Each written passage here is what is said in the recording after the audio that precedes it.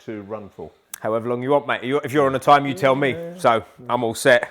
So you're all comfortable, you got water, been to the loo? Well, I've been to the loo like a good little boy, and I, you've exposed me. We might as well cut it. We might as well start early before I boom up and we get started. But there we go. Squeeze the neck with my mate Andrew Cleminson. Thank you for doing this, mate. It's good to see you. It's good to be seen, my man. But we met recently with our mate Kieran Ecolado. I'll plug him. You know my mate Kieran. It's an inside joke, but there you go. If he finds this, he'll like that. Usyk Dubois Fight Week. That's right. You managed to take some photos of me that made me look half decent, so you must be good at what you do. The photographer's how I know you, but you're also a savage that trains at GB Top Team. You introduce yourself, mate. Who are you? I will do. So, what do I think would be interesting to people? Born in Essex, grew up in Kent, worked in a night shelter for homeless men in Vauxhall. Okay. Then went up to university and sort of studied. And then I had 25 years in the world of business services and technology. Damn, okay. Curveball. Curveball. And I retired, I'm 60, retired at 50. So for the last 10 years, I really focused on photography and filmmaking. Wow. Now, when I was younger... Sorry, go on. I was just going to butt in just briefly. You said filmmaking in there because like we met, as I said, with like photography and whatnot at the Usyk Fight Week. So I'm assuming this all ties in, but I might have jumped the gun early because I think you was going to explain anyway. I can do. So the filmmaking, I've always had a real keenness, Ollie, to support young people in getting into what they want to do. Okay. And the filmmaking industry, content creation industry, is quite hard for people to get into. A lot of it's the same. Maybe they haven't got the kit, maybe they haven't got the confidence, maybe they haven't got the contacts to enable them to go and do work like this, you know. Some of the backgrounds people come from aren't the best. And I've just ended up building a team of young people and supported them as they get into this world. So when I go out and do work, I bring a team with me to come and do it. And since COVID lifted, we've probably made 50 or 60 films. Have you really? 50 or 60? So that's no joke, is it? That's not like a 50, 60 films. That's well, you tell me, but 50 or 60 films sounds to me like months and months of work. It is a lot of work. Yeah. It is a lot of work. And they go from, you know, short clips that people might use on social media through to what I would call, you know, reasonably full-length films, 45 minutes duration. We had one that we made on domestic violence that was screened at the David Lean Cinema in Croydon.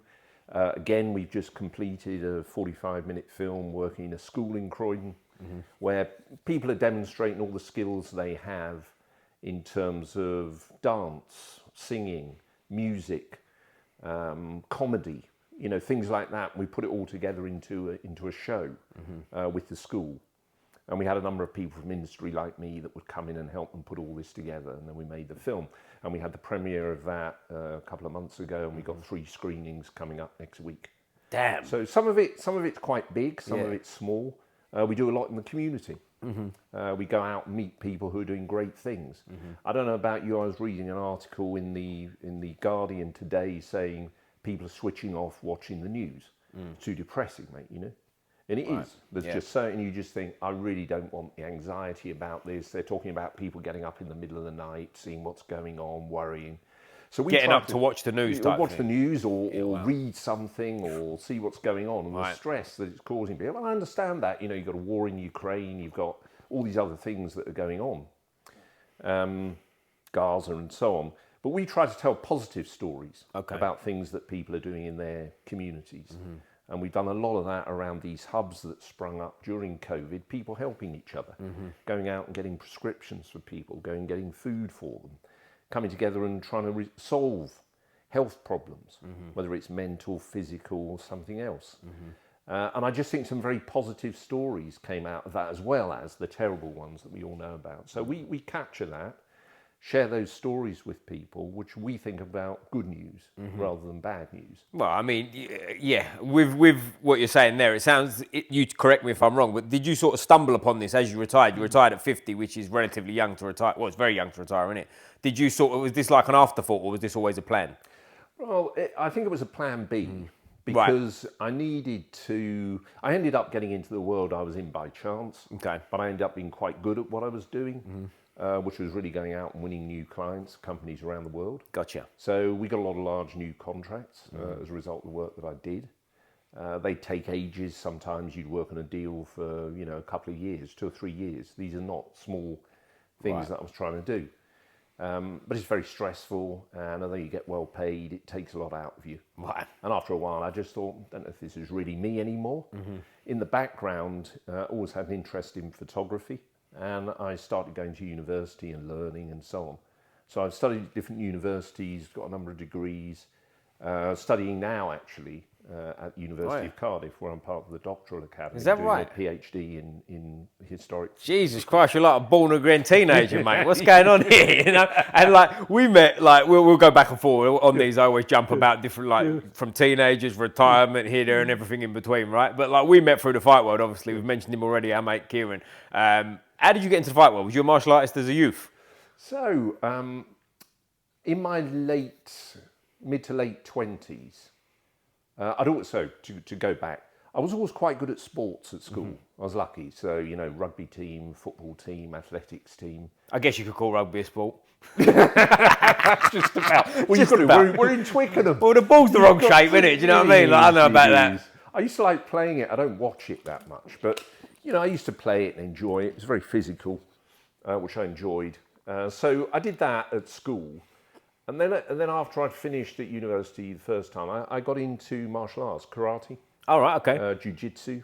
You got in Jiu Jitsu back in the day. So when are we talking now? 90s, if my maths is correct. Yeah, we are. And what's Jiu Jitsu scene like? Because now you can walk down the street and pass 5 different Jiu Jitsu schools. But like back in the day, I'm thinking there's not a lot around back then. No, there wasn't. So just again, to share a little bit more, I find it quite funny and interesting that you're taking me back to some of the things I did before. So I lived up in the Midlands after I'd been to the University of Warwick. Right, okay. And I went to a place called the Dudley Martial Arts Centre. So you imagine this is right in the middle of the Black Country. So all the guys who were in there took the piss out of me because of the way I talk. Right. And they thought, who's this bod from the south and all the rest of it. But then they kind of, we got on all right together. Yeah. They all used to work at this tyre factory in Wolverhampton, Goodyear. Okay. And they go in and they're working on these presses all day, and it's like 100 degrees in there, and they come out and they're just covered in rubber from making these tyres. They go home and get showered and come down and train. And they're all really tough guys. And I went down there as somebody who knew nothing about it. And that was quite hard because, the floor was a concrete floor and it had this tiny little sort of mat on it. And that was tough. Yeah. So I started in there karate. Then I moved down here again because I was from the south, as I said. And I used to go to jiu-jitsu over in Uxbridge. And what sort of jiu-jitsu are we talking? Is this Brazilian jiu-jitsu or is this Japanese? This is Japanese. Right. This was Japanese. So old school. Old school. We had an amazing teacher, and I remember there was something that he could do which I found totally amazing, which was he could bring his face really close to you, and he would say, "Punch me in the face." Ooh. And you'd sort of go like that. And he'd go, "Don't do that." His name was Gary. And he said, "Don't punch me in the face." And you gradually get it harder until at the point where you really go to him. And he would just get out of the way or block it or something. Oh, I thought this story was going different. I thought you were going to tell me he's a lunatic and just like getting punched and screaming. No. But he could just, with these really nice blocks, Okay. will just move. And I thought, that is amazing. That he's that quick, confident, very much in control of his own body. And I thought, I'd quite like to learn some of this. It's impressive. Is this in a gi? You're wearing gis and stuff? Yeah. Yeah, because for context, for anyone who doesn't know, Japanese jiu-jitsu is like the precursor of judo, jiu-jitsu and karate, right? Yeah. So as elements, it's a bit different. It's a bit, I don't want to say primitive, but more primitive versions of jiu-jitsu, judo and karate sort of mixed together from my understanding. Right. Yeah. It is, and we were in a gi. And I thought this was really quite amazing. And I thought, this is for me. I want to go down and try some of this. And he would do other stuff. He would say, look, I'll show you, you're sat on a bus and someone comes up, chokes you from behind. How do you defend against that? You're sitting on the tube and someone attacks you. How do you defend against that? You're lying on the beach on holiday and someone will attack you. Right. What do you do? So I found that sort of thing quite interesting. because it's very practical the way he was teaching. I was going to say drive next time instead of getting a tube or a bus. That's right. Just go on your own, lock the doors. Yeah, like you did coming here. Yeah, just don't use public transport. There you go. Problem solved, gal. Cheers. Don't have to pay the subs. That'll do. Just go. Thanks, mate. That's it. So that was fun. Then my first child was born. Okay. So I was about 30. Right. So sorry, when you're doing these martial arts and stuff like that, 30, you're a grown man already. So you've got life experience. You've been, I'm assuming, in altercations and whatnot. So you know a bit about the world. You're not some snotty-nosed kid who's coming in and someone's going to punch me. And you're going, all right, mate. Like you've lived. You know, is what I'm trying to say. Yeah, and lived in different places. Like I said, I worked in this night shelter for homeless men.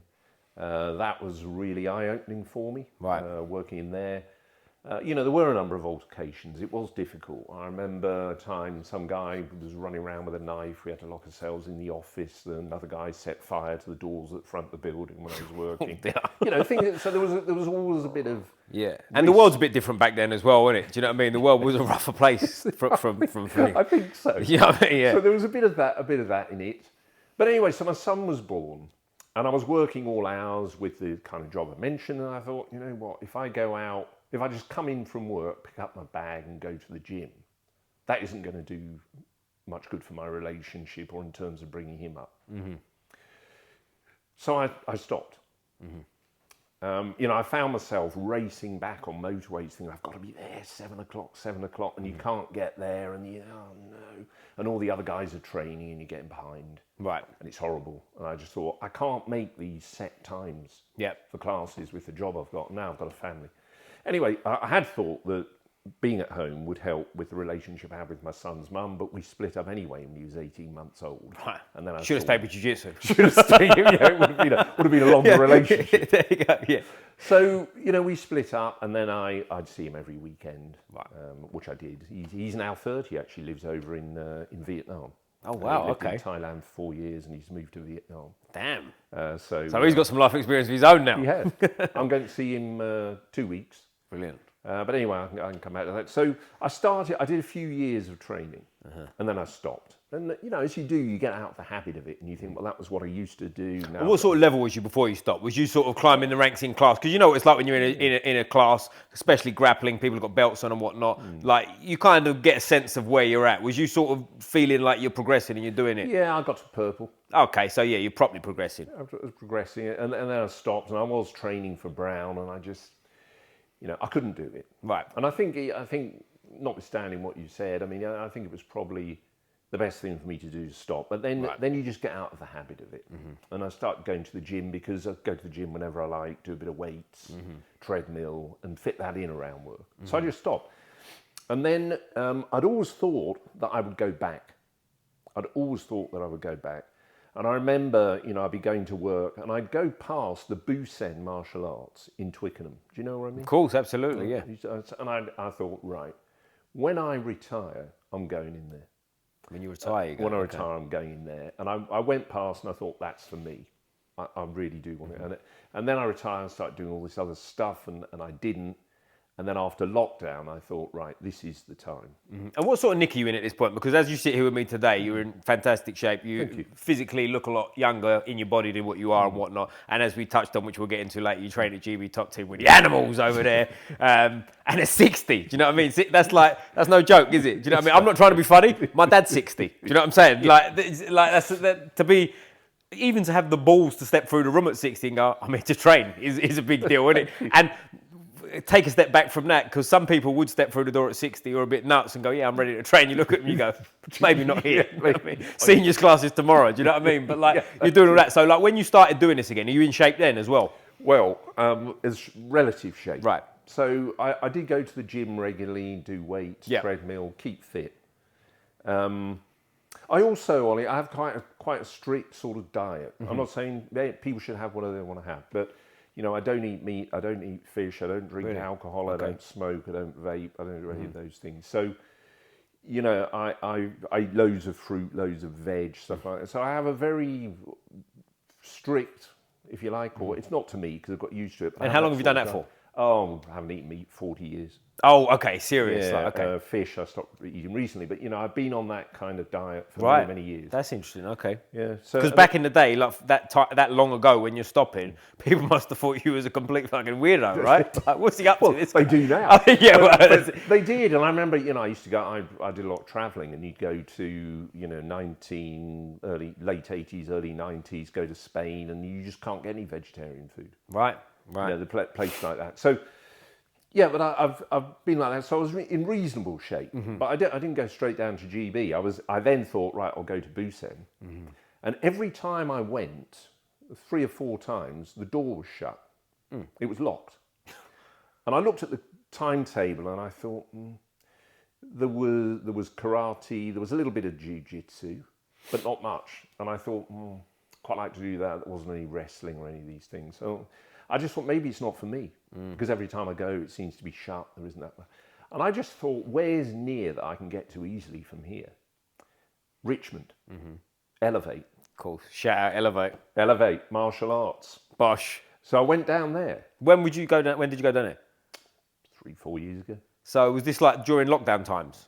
After. Okay, I was going to say, because I trained down there for about a month. Their gym opened up about a month before mine. I was going to say we might have crossed paths, so I was training in there for a while. Yeah, but I don't think we saw each other. No, I don't think so. I don't remember. Must have just missed. But must have missed, yeah. So I went down there and thought, when I was walking up the steps, I felt nervous. I'm older. What's it going to be like? What are the people like in there? Am I going to be able to do this? Am I going to get injured? All those kind of things. Right. I did a week's trial, and I really enjoyed it. I think it's a great gym down there. I do, yeah. Good people in it. Good people in there. Oh, amazing people.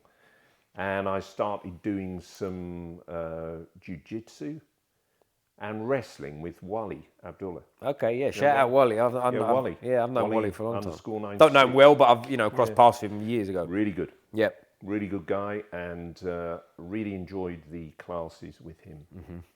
And we could do wrestling and jiu-jitsu, and he would run a double, say on a Friday evening. Nice. And we could do both. 6 till 8 or 7 till 9. I can't remember what it was, but it was something like that. And then I'd go down and do some more stuff in the week. And I got into it there.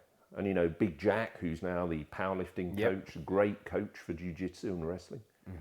Mikey Farrow, of course, coaches down there. Of course, yeah, absolutely. Zelim now coaches down there. Don't know that one. Don't know Zelim. Zelim. I might know him by face. I'm good with faces, bad with names, to be fair. Chechen champion wrestler. Right.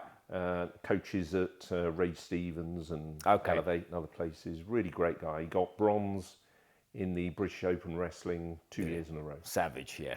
Light heavy. Oh, big boy. So he's big. Big boy Savage. Big boy Savage and strong.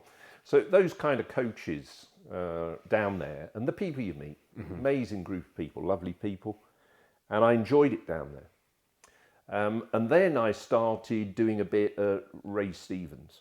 Which is New Malden, I believe, New right? Malden, Yep. That's right. Yeah, Maltspur Park's nearest train station. So I go down to Ray's because Mikey Farrow coached at Ray's. Yep.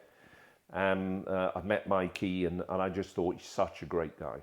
He's off this week to Poland for the ADCC trial. Is that this week? I was speaking to him recently, actually. He was going out for that. Yeah, Thursday. Oh, is he? Nice. Something like that, maybe tomorrow. Shout out Mikey, hope that goes Mikey well for you, mate. ADCC. So, yeah, him and a couple of other guys from Ray's are going. And I like it at Ray's. Matt's are nice, people are nice, Farrow's good, Zelim coaches there as well. Right. Frankie goes there to teach kickboxing. Louis, MMA coach down there. So there's a really good group of people. And on Thursday night, you got wrestling. And Lon and Frankie and Louis and Big Tommy. Big Tommy? Inglis. Would I know Big Tommy? Tommy Inglis, yeah, world record holder of powerlifting squat. Clean, 440 kilos. Okay, cool. So pretty strong then. £1,000 club. Fair to say, he's quite strong. 440, Jesus Christ. Kilo. How big is he? Well, now this is interesting. I'll tell you a little story. So when Tommy was really trying to do that, he'd be up at, say, I think, sorry if it's wrong, Tommy, 130, 135 Oh, right, kilos. okay, proper lump, yeah. But then he's an extremely good wrestler, wrestled in the US, very good at BJJ. I think he's now brown. And he's down probably under 100 because he's now he may be going to ADCC as well. But he competes a lot in jiu-jitsu and in wrestling. Okay. So he's under 100 now. He's sort of competing, but he's a very big, strong guy, sales director in a technology company, as I Is recall. he? So same kind of thing that Wow. I was doing, but I love Tommy. So really good people, and they're at Ray's, and then I met Ray and started to do some work for him. I shoot a lot of content for Ray's. And Ray was a silver medalist at the Olympics, I believe, right? He was, Barcelona 92. The last able-bodied male from the UK to get a medal. Whoa. Now, we have very good Paralympians. Yep. And I went and did a shoot with our Olympic judo team, Olympic Paralympic team. Last time for Paris, we had 6 in the team. They were all women. Right, okay. No men qualified. That's interesting, isn't it? And then the Paralympics is a male team. I think there were 4 or 5. And we medalled in that. Really, why is that? What's the lack with the men, able-bodied men for judo? For judo, I don't know. Is it a funding thing? Well, it's a good question, isn't it? I can't talk with definite knowledge about that, Ollie, about the funding, because I think actually quite a bit of funding was put into judo. And what they do is, and I don't know whether this is the right model, they've told me that Wolverhampton is judo HQ for GB. Okay. And what they do is they pick up the players from around the country and they take them up there. And this Judo HQ is at the Walsall campus of Wolverhampton University. And they all live there like students. You can do a degree if you want to, or you just train with the team. So these young people who are maybe anything 18, 19, 20 upwards will all live together up on that campus in student accommodation and train. And they've built this centre of excellence. And you'd think, well, maybe that is the right model. But we just don't seem to have competitive judoka in the men's world. Now, it might be because other countries have really picked up on this. If you look at France, again, the numbers might be wrong. I think 3 million people practice judo. It's big in France, right? Judo's massive, yeah. You've got these judo dojo, next to schools. Right. And this is what people do. Very big in Brazil, very big in France. Obviously, it is in the East, but we don't have that. It's interesting. I wonder if sometimes it takes like a breakthrough star, because like in boxing that happened a little bit with Audley Harrison, then Amir Khan off the back of it. In the next Olympics, we had I think it was 8 people went to the Olympic Games, and the funding went through the roof and all kinds of things. Because it's all right having funding to sort of take care of things, but like when you're on the GB, and I might be wrong on this slightly, but there was like fighters were getting salaries. They're amateur boxers, but they're getting paid as like a full-time amateur pro, if you like. Do you know what I mean? That makes a difference, doesn't it? You know what I mean? If you can turn up in a car, drive, you're making a living from it. That's a game changer. Versus you're getting expenses, and do you know what I mean? Like totally. I mean, and all the other costs you've got, you've got your fight camp, you've got training partners, you've got nutrition, you've got, all your diet and everything. Big injury risk in judo as well, isn't it? Do you know what I mean? Yeah, very much so. Yeah, with knees and things. Yeah, you've got all that support around you. It's like when I was at the World MMA Championships, which we can come on to in Uzbekistan last year. There were a team from Kazakhstan. Those guys are all paid on a monthly basis. They're amateur, but they're all paid on a monthly basis. Different game then, isn't it? And if you think, I don't know the details, but if you look at, I recall their kind of monthly salary compared to what people in Kazakhstan earn, is quite good. Right. So and they don't have to worry then about money or having a job or, I do 9 till 5 or whatever it is, and I have to go and train in the gym. They can focus on this thing they're doing.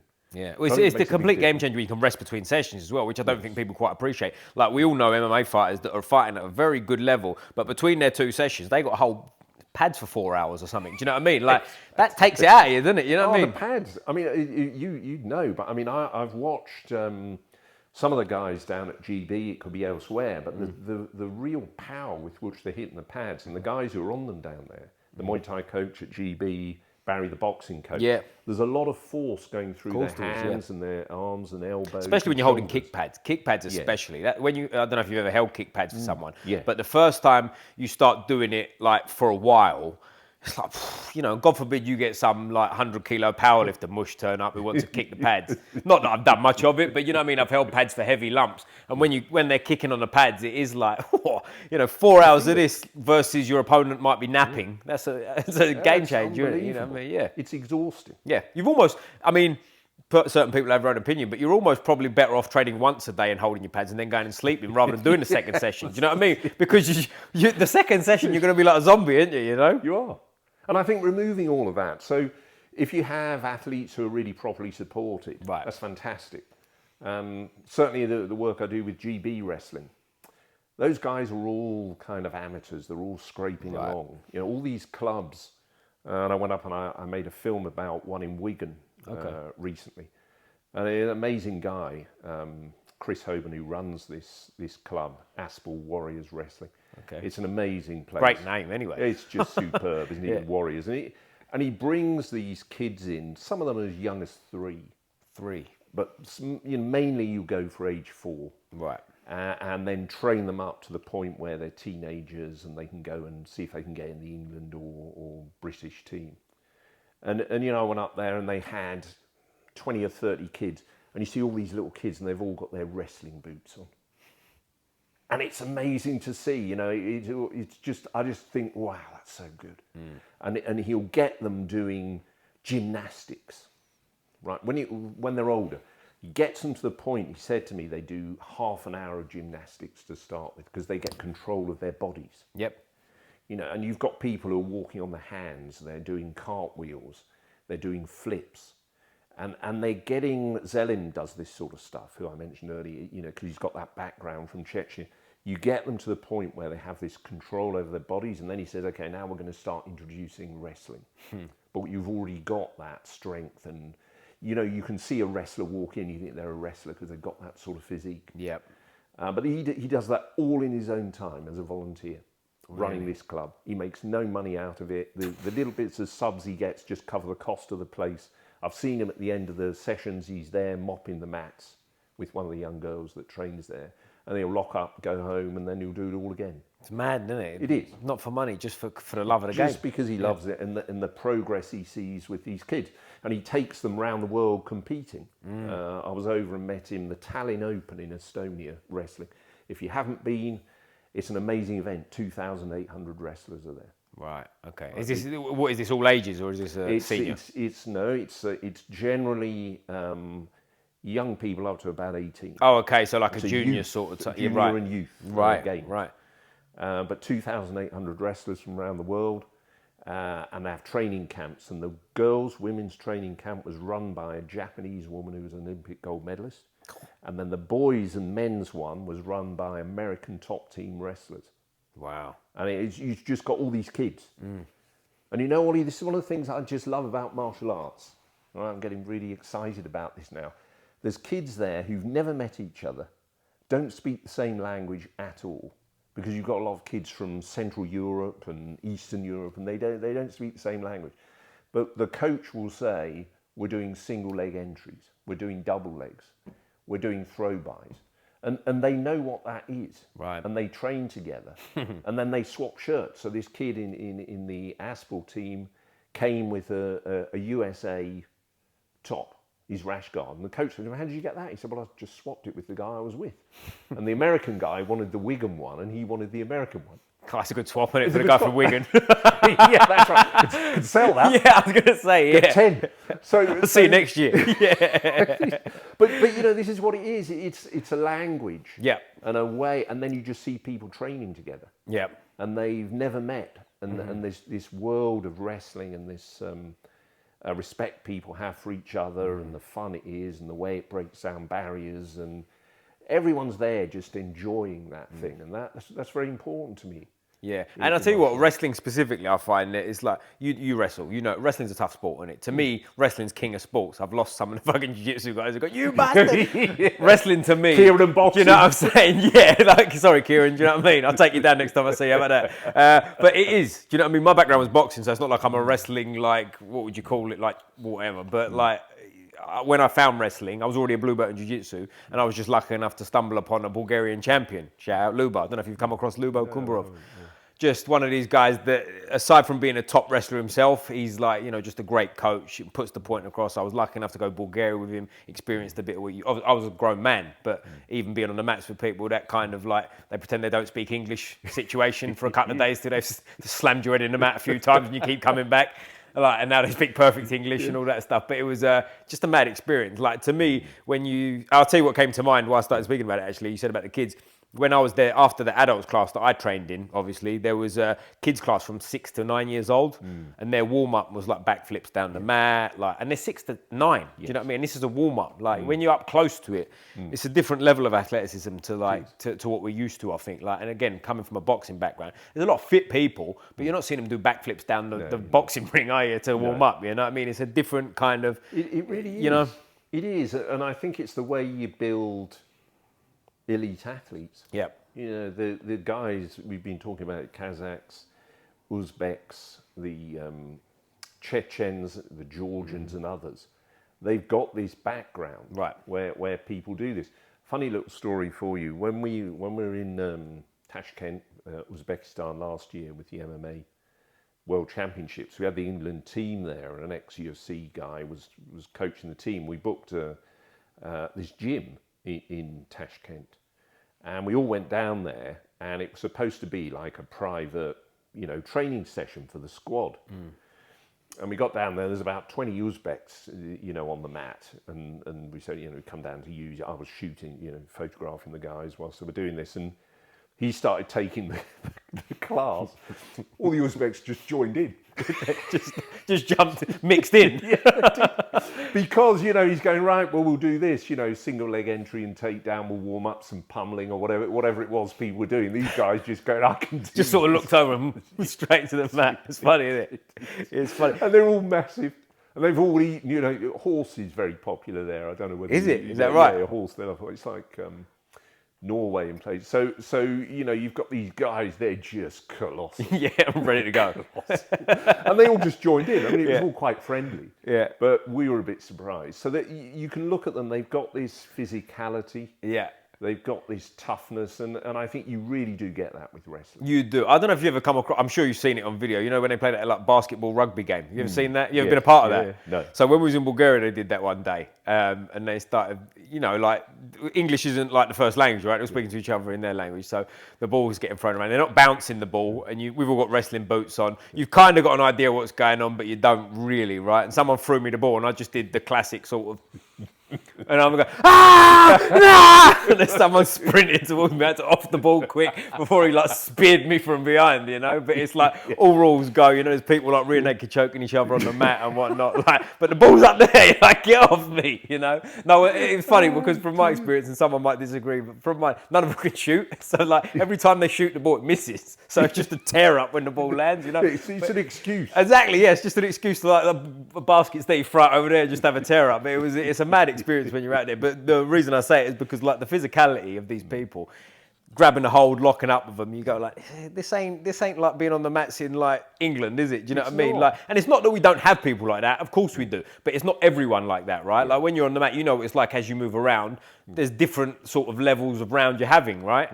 Whereas out there, I didn't experience that. Everyone I was grabbing was like, you know, half a bear. And I think that's really true. And you notice this. So recently down at Ray's, they've started Sambo. Okay. Courses.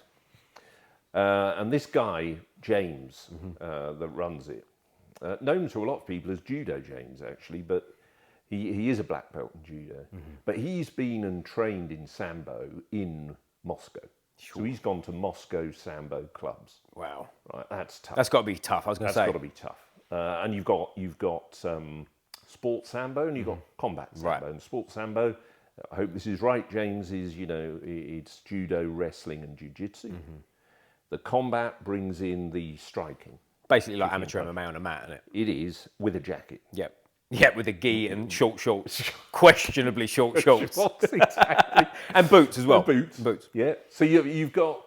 Now when he gets hold of you, you feel the difference. Right. Because he's come from that kind of background. You mentioned GB and going down there. There are a lot of very, very good people. Yeah. So when you do rounds there, you know, nearly all the people are going to be good. Right. I was saying to somebody the other week, actually, who I know down there, but I saw him at Ray's last Thursday. He said, if you go in there and you do 8 rounds at the end or whatever, if you could get 4 or 5 draws and only lose 3 or 4, That's quite good. Yeah, for that's me. a good day. Yeah, that's a good quite day. good for Fucking me. right. And he was saying today, that's quite good. Yeah. It's not like you're just getting smashed 8-0. That's a good day. If You still got to start bartering with him. What about 6-2? Yeah, that's right. Yeah. What about a win? Yeah, Can what you about have a win? Anything? He's like, don't be silly, stop it. Yeah, that's right. You get carried away. It. Now. Yeah. That's what happens. And you talk about the aging thing. I mean, there's a guy, some funny things, you see, because I'm conscious I am old. There's nobody else my age down there. And I don't use age as an excuse, and I try not to talk about it, but to focus on it a little bit. I remember saying, some guy sort of looked at me and was down there, and I thought he said to me, "How old are you?" I thought he was asking how heavy I was, because people sort of say, "What sort of?" So I said, "I'm 90." You see, so he said, "You look good for 90." I said, "No, I'm not 90. Yeah, I'm hey, 60. Yeah, come on now, chill out. Yeah, believed you. If I look like this at 90, I'll be very pleased." Yeah. But anyway, so you get things like that. But there was a guy he just finished his GCSEs. Mad that, isn't it? Yeah. Right, so he's 16. Yeah. I'm thinking you're half the age of my son. Yeah. And Could be your 6 grandson. years younger Legit. than my daughter. Sorry? Could be your grandson, couldn't Could be it? your grandson. You're 6 years younger. My daughter's 22. You're 6 years younger than my daughter. You're half the age of my son. You just finished your GCSEs and you're telling me you want to be an MMA fighter and you come and train down at GB. Wow. How big is he? Is he man-sized? Because that's a funny age, isn't it? It's funny. Most of them at 16 aren't. That's what I mean. Most 16-year-old can be a boy or a man physically, can't it? Do you know what I mean? You get most of them look like they're 16, but then like there's a guy I train with in Cheam who comes down, and like if he'd have said he was 28, you wouldn't have batted an eyelid. First time he said he was 16, there was a few raised eyebrows. Like, ooh, what would you say? But like he's a man child. Do you know what I mean? He's 6'2", he's 100 kilos, he's got shoulders out there, you know. But that's unusual. Yeah, I think. Yeah. So there are a lot of these boys, and GB, as we were talking before we start this. It is a gym for generally smaller fighters. I mean, there's quite a few, I'd say, at welterweight, middleweight, probably not so many. So, you know, when it gets to 77, it's fighters that are generally small, like, you know, Lon 57. Yeah. So you've got a number of people. But here's the thing, like, because welterweight and down, let's say, above that is like, if you're in shape, like MMA fighting shape, that you can get down to that weight, that's a big man above that, isn't it? Do you know what I mean? Like someone who cuts to 84 kilos, for example, 185, if you're talking pounds. Like that's a lump, isn't it? Do you know what I mean? If you're cutting down, like that's 100 kilos who's in fairly good shape. Time they start getting into the fight shape, they're mid-90s, and then they cut the rest. Do you know what I mean? So you're talking about big men. So you are sort of, if you are fighting at 77 or 70, you're spoilt, really, in terms of how many training partners you've got, because you're kind of, and I've had this chat with other sort of fighters on here, that you're kind of big enough and small enough at that point. So if you're fighting at lightweight or welterweight, as an example, you're sort of small enough to go with anyone down because you get a workout out of them, and also big enough-ish to go up because you're big enough to give them work. Do you know what I'm saying? So it's like you've got it's plentiful, is what I'm trying to say. You can train with basically anyone. Versus if we said about him before the podcast, our mate Big Louis Sutherland getting ready for his UFC debut. Good luck. Do you know what I mean? He walks in the gym, a lot of people go, "Oh fuck!" Like he looks like a shaved down gorilla, and you're going, "How can I train with him?" You know, because even if he falls on you, not that he would, he's obviously a high level fighter, but if he was clumsy and he just fell on your knee, you've already got an issue. Do you know what I mean? Because you've got like literally half a grizzly bear falling on you. You know what I mean? To get hold of him. God no! Try and grab hold of his neck. See how that goes. You can't get your arms around him. So yeah, I agree. So you've got generally it's a gym with fighters of that size, and really good fighters. Really good fighters. You know, obviously Nathaniel, very well known. Lonnie, notwithstanding his last fight, which I was very sorry to see. You know, we back. Charlie Hatton, who I train with down there. Charlie's 27. He and I do a lot of rounds together. I don't know why we get on well, but we always go down. What weight does he fight at? He fights at 70. So 70. He fights a lightweight. But at the moment, if you asked him, and I know Charlie, everyone lies about their weight a little bit. He's probably 83 at the moment. Yeah. So which ain't small, is it? It's not small. That's not a small man. With Nathan Jones, shout out to the Mr. Bag and Tag champ, Bag and Tag. Another Squeeze the Neck alumni. Yes, he's high 80s at the moment. Yeah. He's just coming off a title fight win as well, wasn't he? Another title fight win. So he's defended the belt twice. But I did a round with Nathan yesterday. Really? Down there, yeah. Whooped his arse, you told me before the camera went on. Is that right? Head kick finish, you said. I don't know. I mean, don't shoot the messenger, Nate. No, Nathan's good.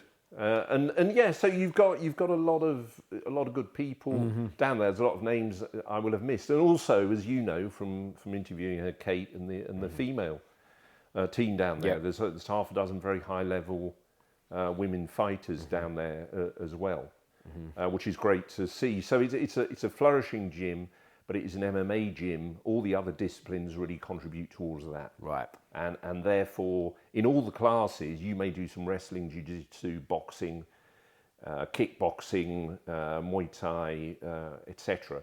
But really, it's to bring it all, wrestling, to bring it all together into you being an all-round fighter and going and fighting.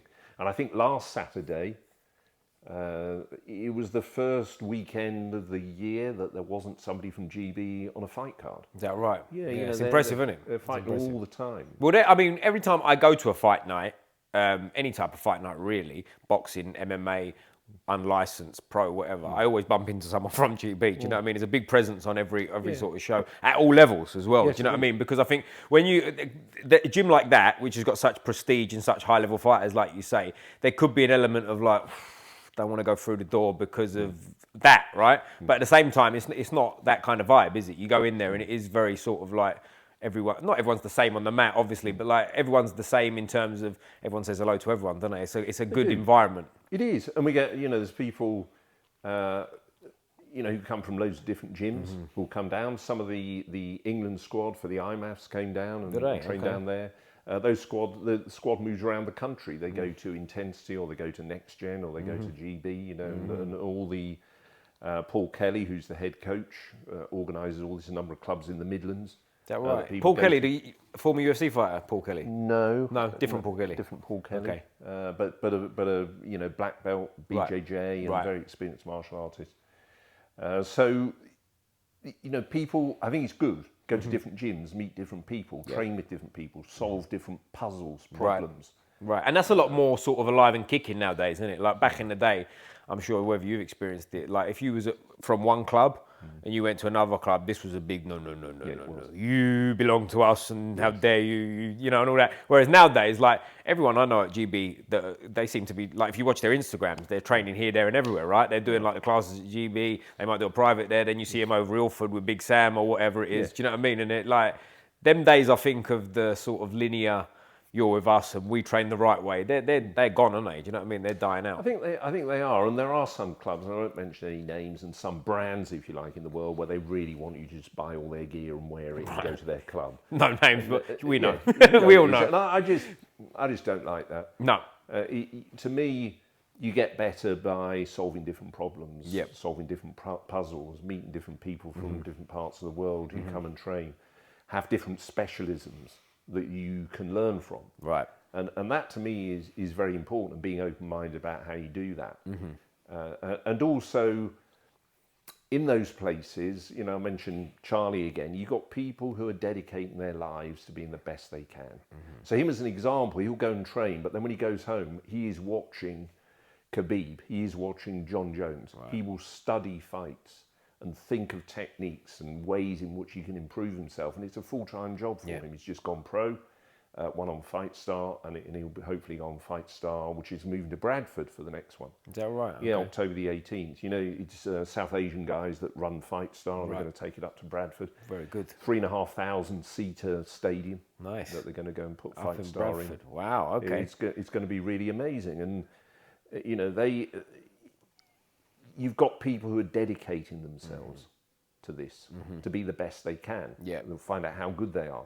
But I like that. I like being with people who are doing that. I think it's amazing. There's a woman, Claire, who trains at GB. Claire Lopez? Yes. She's been on here. Shout out, Claire. Yeah. Shout out to Claire. Absolutely amazing person. She, I don't know whether this is quite right now, but when I met her first, she left her son in France with, I think, family members to come and live here and train at GB. Serious dedication. She did 3 weeks a month here, and then she'd go home for a month. Yeah, okay. And I think she stayed at Brad's for a while and things like this. So she's coming over, she has nothing, she's left her family, and she's coming to train at this gym to be the best she can. Delphi Hummer, another guy who was third bronze medal at the IMAFs, Dominican Republic.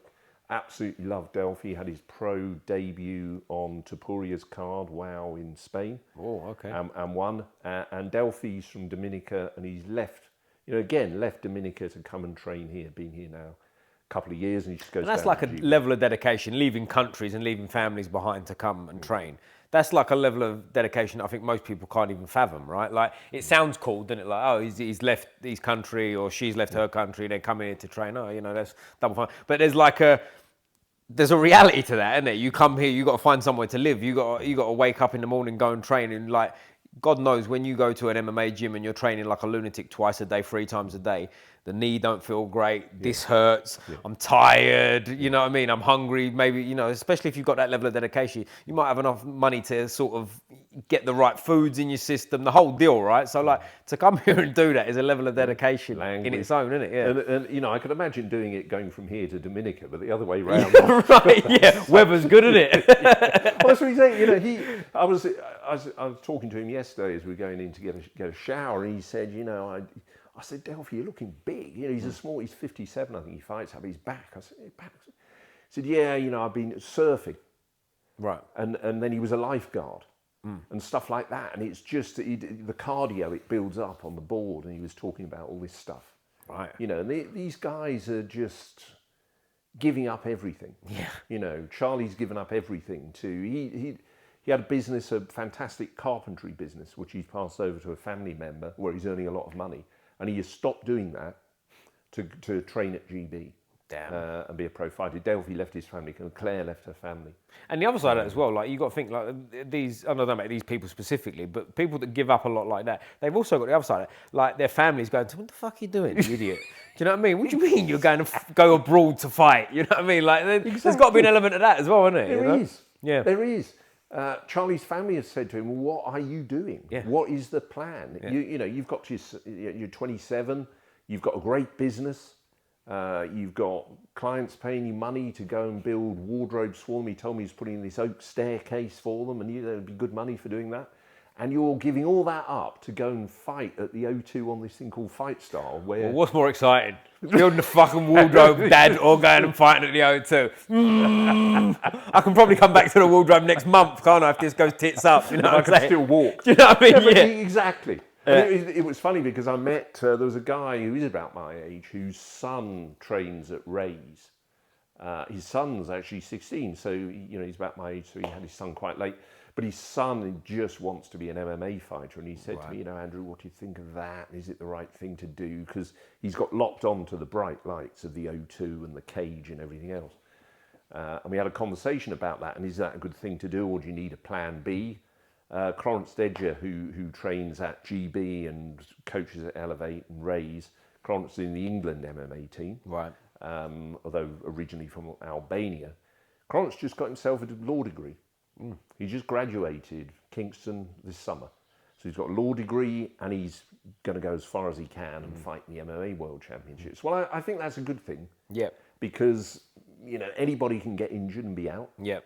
We did a little bit of work a while ago for Modestus Bukowskis, who you remember Roundtree broke his knee. Yeah, of course, yeah. Modestus, fantastic guy, absolutely fantastic guy. But he was out for, 14, 18 months, had to come back.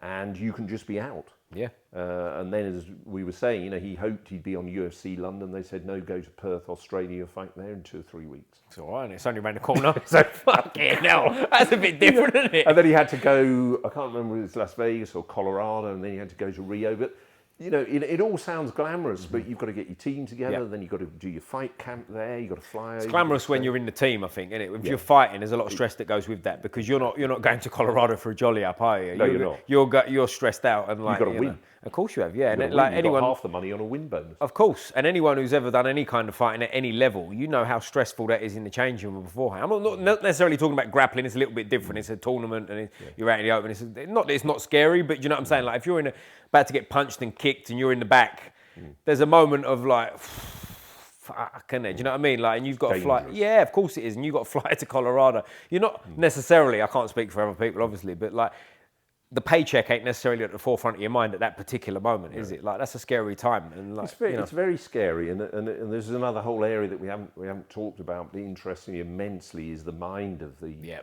fighters and how they come to terms with that.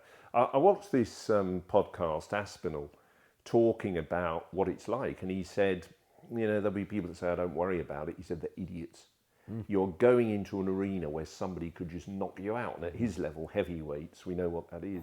He said, so of course you're frightened about it. You're worried about it. You know it could happen to you. You could do it to them. But you prepare yourself in a way to be able to go in and do that and face that fear. Enormous respect for anybody who goes into the cage or the ring or whatever it is to do this, Ollie. And, we talked a bit about boxing, and Kieran, there were two fighters died on the same boxing card in Japan about 2 or 3 weeks ago. Yeah, unbelievable. And that's unusual for that to happen.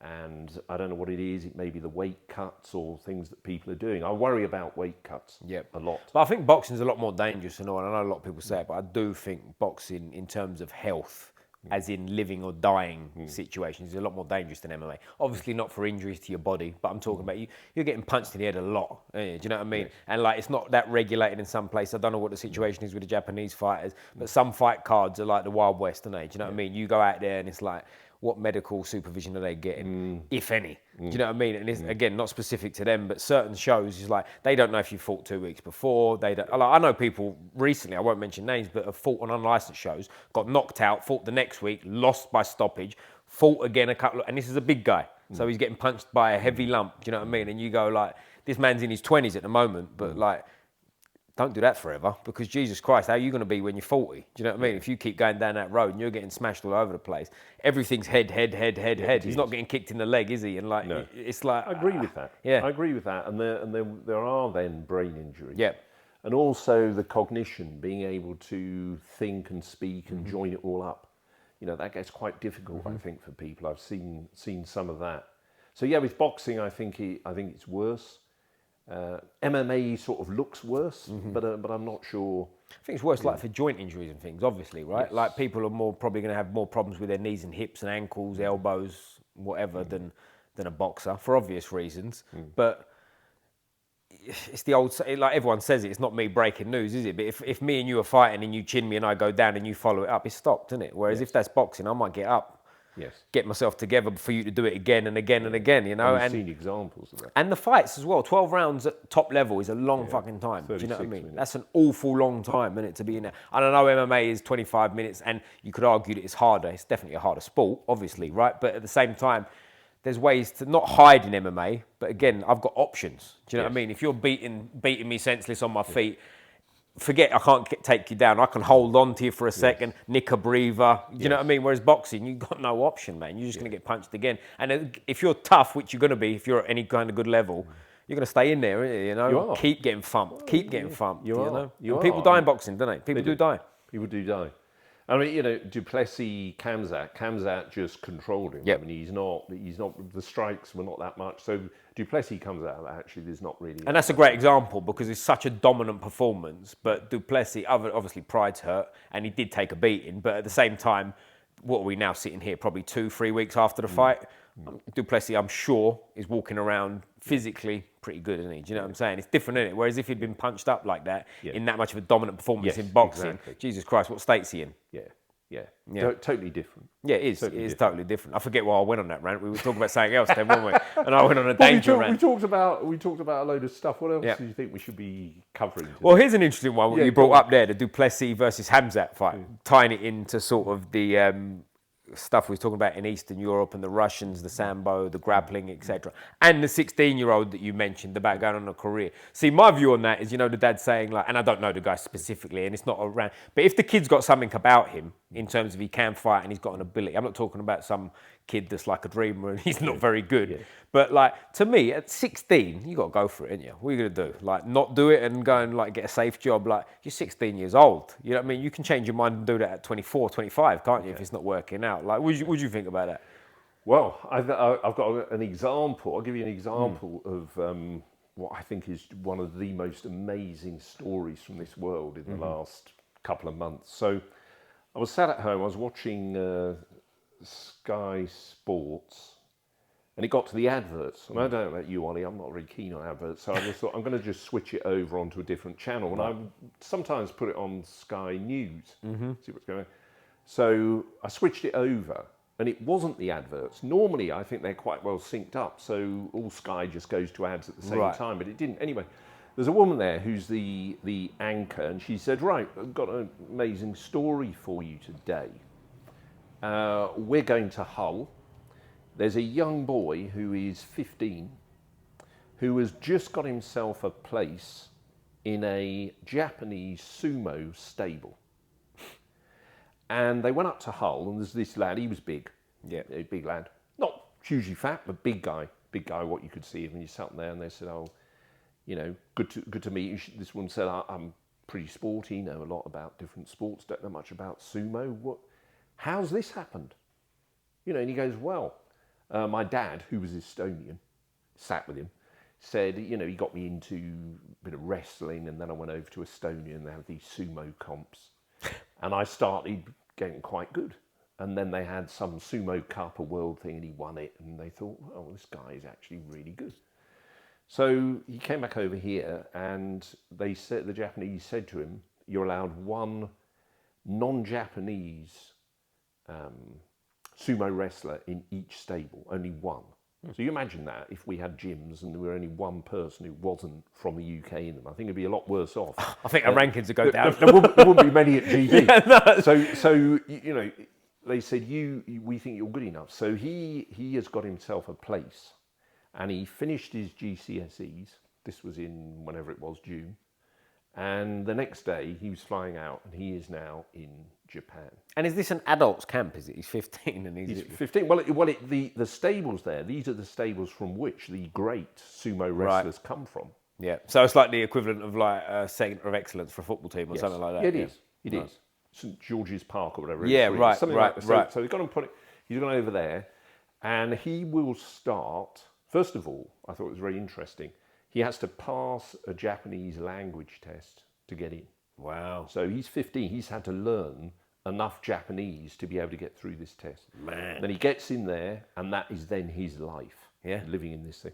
And he has to sweep the floors, make the soup for the wrestlers. They have this very high protein, high calorie soup that he has to make that.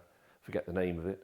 And he's doing that. And he is now going to dedicate his life to being a sumo wrestler. Wow. The last person from Britain to do it apparently was, don't know the name, but somewhere in the 80s. Really? So this is like the first time for 40 years that this kid, now if I was his dad or you'd be saying, go. Yeah. Wouldn't you? Because if it doesn't work out... Yeah, 15 I think, if it doesn't work out... You can come back. Yeah, right. You've got some GCSEs, don't worry about that, son. This opportunity is so rare. Could he become a brilliant, sumo wrestler? And I think it's an interest level too, because it works both ways. Like we've all seen kids at tournaments that they kind of like what they're doing, it's all right, but their dad's a little too into it, you know what I mean? And come on, Harry! And the kid's just hates his life, doesn't he? He's like, I'm going to lose to that, I've got to go home to that, you know what I mean? So it works both ways, but I think if the interest level's there, you got to go for it, It's amazing. Why not? Because if you imagine that kid, 15, he doesn't do it, and then he's sat in there on a building site at 20, going like, what the fuck? I could have been a sumo wrestler. Or I could have done anything. Like off the back of that, imagine just as a life experience, you can come back and in terms of your experience in life, you've got a lot to sort of offer, aren't you, in anything you do? Do you know what I mean? Like, by the way, I went to Japan at 15. What? Take that on. In this. And that discipline. Yeah. See, this is the thing, we haven't really talked about this, but one of the things I like about this world is the discipline. Of it, where it is. I mean, I've seen examples where it's not there, but the discipline of our world, and the respect I have for people, all the gyms who just turn up every day and train, and a number of them will go to Thailand. They'll go and train in the well-known gyms in Thailand, or wherever it happens to be. But people who are just putting the time in. Day after day after day. That's what makes the difference. You don't just jump from nowhere to somewhere. No. People say this about Lon. I think he started, well over 15 years ago. Mikey Farrow, his dad took him down to this boxing club when he was 8. Yeah. He's 27 or something like that now. So this doesn't happen overnight, but over the years, the discipline, the respect, the learning, you're just adding these little things and getting that battle-hardened nature. And when it becomes sort of like a lifestyle, I find it's not because I think some people like think you go to the gym and you're doing circuit style training every single day for a million years and it suddenly works out. It's not like that, because we also know people that train too hard, right? I'm sure you've seen people that just come and smash it, not really sensible training, and they're okay because you're going to be, because you've been around it for a long time, right? You're going to get some sort of rub from it and be at a certain level, but it's like the monotony of it, like the people treat it like a job when they dedicate to that level. Like you said, I forget the guy's name, you said goes home, studies tapes, all that kind of stuff. Charlie. So he goes home and he studies tape. Like when he's studying tape, he's not like sprinting up and down watching the tape, is he? Do you know what I mean? It's like, it's just a lifestyle. He's sitting there watching. I don't know him personally, but do you know what I mean? He's sitting watching it and just, that's what he does. Like a painter and decorator is not painting the wall in a sweat and rushing around the room, is he? No. It's just like a everyday grind of constantly showing up. And if you meet someone that's done it from a young age, one of the Jiu Jitsu school that I train at, Owen O'Flanagan, do you know? I haven't seen him for years, but Owen, I hope you're all right, mate. He's like, I knew him when I first did my first Jiu Jitsu class. I walked in like obviously fresh white belt, can't tie the fucking belt properly and all that. He was probably 18 at the time in a blue belt, you know, just like a young kid and whatever, you know, knew him from that sort of time. I said to him once when I think he was 24 at the time, you know, we're chatting away. Someone asked me, how long you been grappling now, blah, blah, blah. I said to him, how long you been grappling over? And he went, 24 now, 20 years, you know, and you go, well, there you go. That's what you get, isn't it? You've been doing it since you was a little kid. Now, the reason I use that as an example is because I'm assuming when he was 4, 5, 6, 7, he wasn't turning up every day like ready to go, like every session was balls to the wall. He's just around it a lot, right? And I think there's a lot to being around it and playful and having fun with it, because someone that's been around a long time that trains like a lunatic versus someone who's focused on getting to a certain area, they're two different things, aren't they? Do you know what I mean? Like if you've got a job where, as just an example, you're a builder, every night you go to the gym and you smash it hard, but it's your workout sort of vibe, versus someone like we're talking about, like your Lonnies or whatever, that are just in it, aren't they? Do you know what I mean? He's going to the top in his mind, end of story. I think that carries you so far, doesn't it? Do you see where I'm coming from with that? I do, and I think it's intelligent training. It is, intelligent learning. So I'm not big on the idea that you just go and smash all the time. No. You know, you need to do some of that, but flow rounds. Yep. You know, some of the drills, learning new techniques. I've seen Lon go down to GB before classes and work with Ashley Grimshaw, you know, fantastic coach down there with Brad.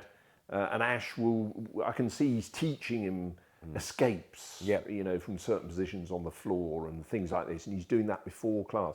They're not smashing, they're just learning techniques. When you're here, do this. When you're there, do that. Have you thought of this and that? And just trying to do some really intelligent, thoughtful upskilling of the knowledge. And that's it. And also, I've never trained with Lonnie, like personally, but like other people, like good levels and stuff like that. When you, like, it's parking the ego, and I'm guilty of this myself, as like trying to win every round. Do you know what I mean? And like, you know, like for example, you roll with someone, you're the level's similar, but you should beat. Yes. You're always going to try and beat. You shouldn't. Like I'm talking you. I'm talking about myself, right? Fucking idiot. But like, do you know what I'm saying? I'll always be like, flow, play around, but fucking he ain't beating me. Do you know what I'm saying? Like that. It's different if it's someone that is a beginner or etc. You don't mind. You see where I'm coming from, right? But it's important, and I'm saying this. I'm very guilty of this at times, of like an element of just no ego with it. Just let it flow. I'm here to get better, not here to fucking win today. But that's a part of it too. It comes about, you know, I talked about Wally, who I just have so much time for him. And he would say, tap early, move on. Don't worry about it.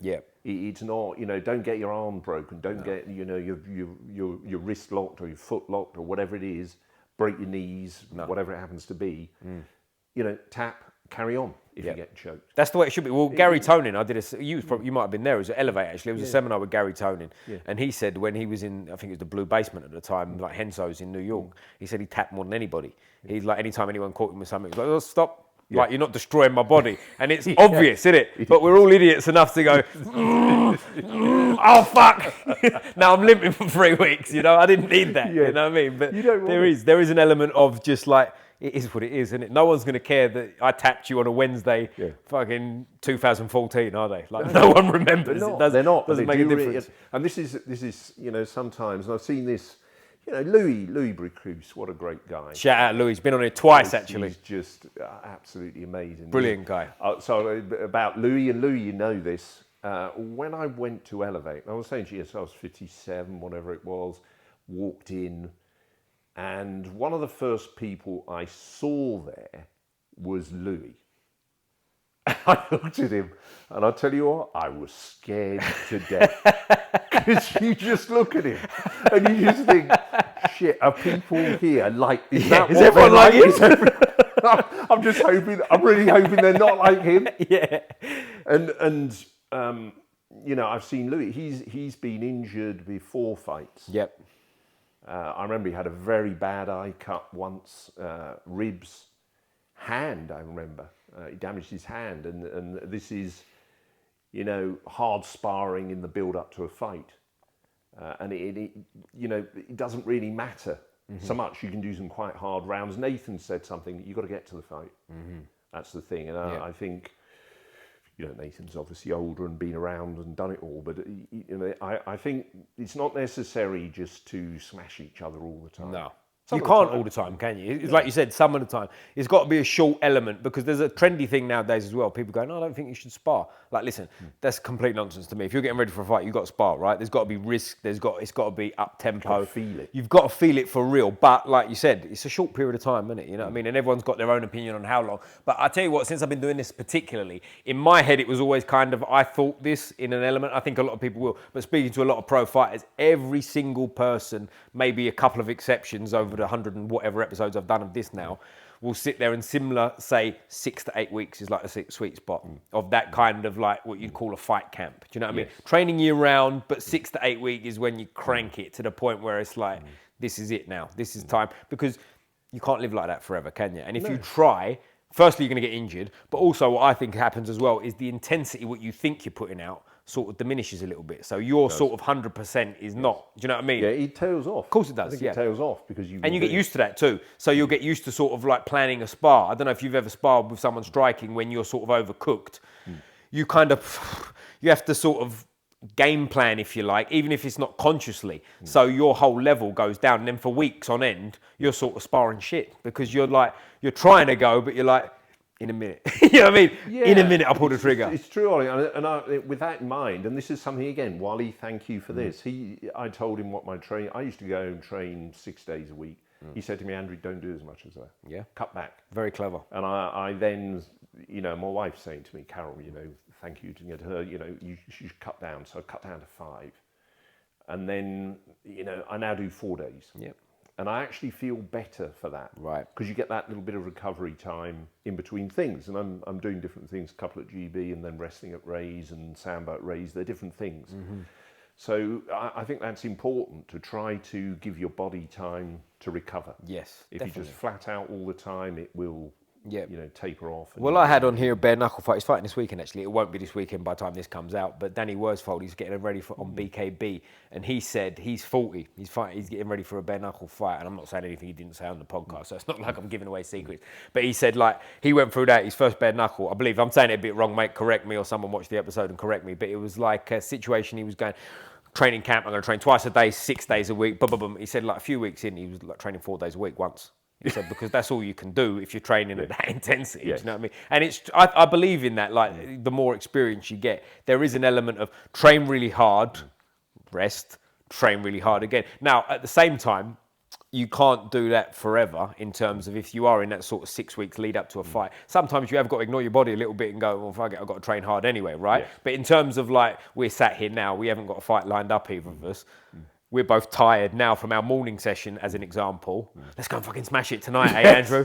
It's like, well, we can, but then you're wrecked again tomorrow, aren't you? Why not chill? Comes around. Do you know what I mean? No, I agree. I told you I listened to this podcast with Aspinall. He only goes live once or twice a week. Right. Smart, isn't it? It's smart. Well, I mean, his fights only last... I was going to say, he only fights for fucking 20 seconds, doesn't he? Like, what's he know? But the fact that he's doing that because there's danger in it. And you don't need... He's ready. He doesn't need to be doing that. But do you think some of that comes back to sort of the ego thing that we discussed a minute ago, where it's like, the person he's with might be going live, but that doesn't mean he's got to match him. Because that's one thing I find myself, and especially more teaching. So like, for example, if I'm teaching 2 classes a day and I want to train myself and I want to do strength training, like you're training hard all day, right? Yeah. So after a few weeks, you're going to be like, I can't even get out of the car anymore, right? So it's like, what am I going to do here? So there comes that point, like if I like to roll my style of teaching, like if I say to you, Andrew, put your hand here, I'm kind of like average at best, right? So if I jump in and I feel it and I flow, I feel like people go, you're teaching shit anyway. All right, chill out. But you know what I'm saying, right? I'm at my best teaching wise when I sort of get involved more. So like you have to have sort of an element of like, all right, cool, he's got my back.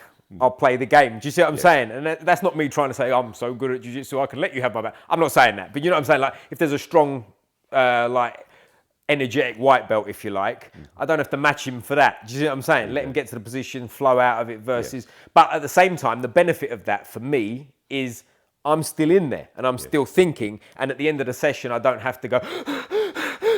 I've got something from it myself too. And you know, I think something that I've learned, and I've had to learn this at my age, but also learned it training with Charlie, particularly in the last few months.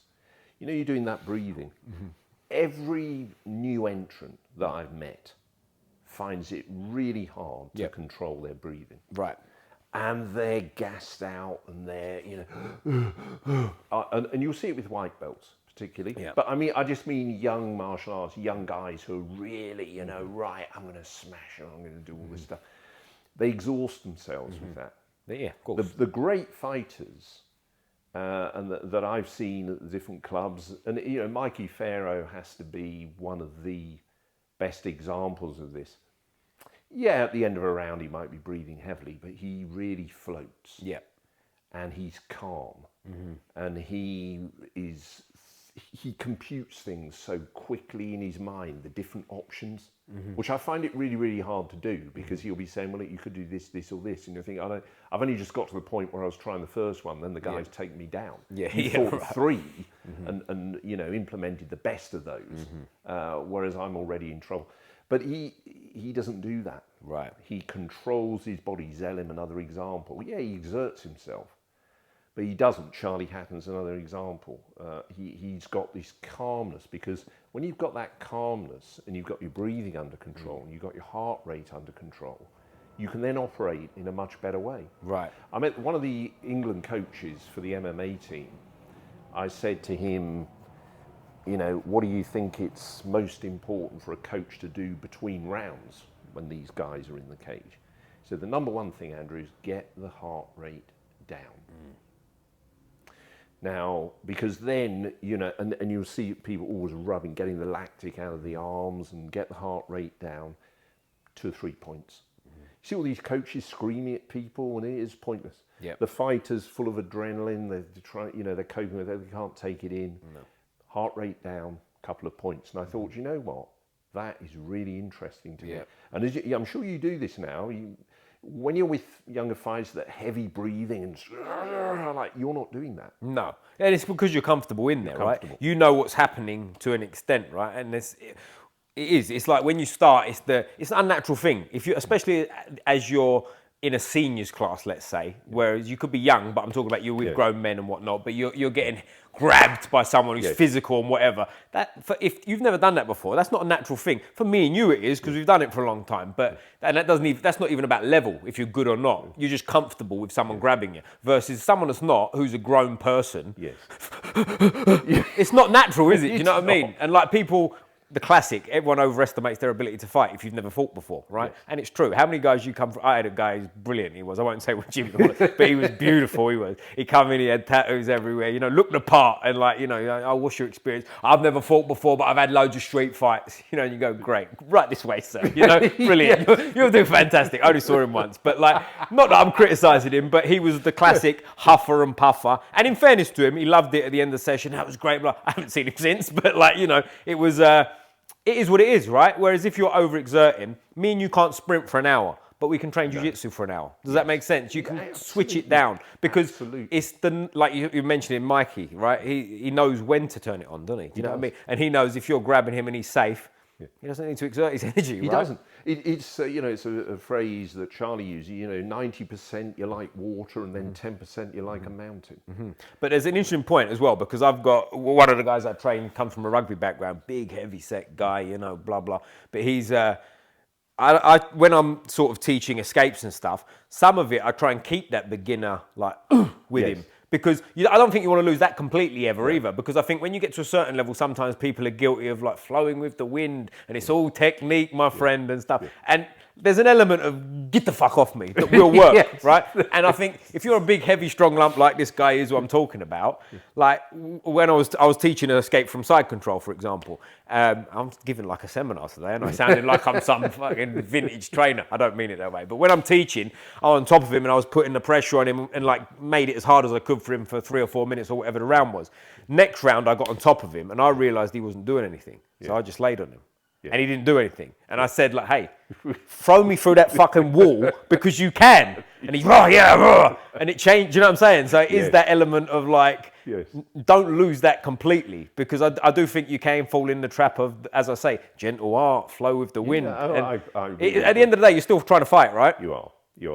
You don't see Louis Sutherland sort of flowing like water.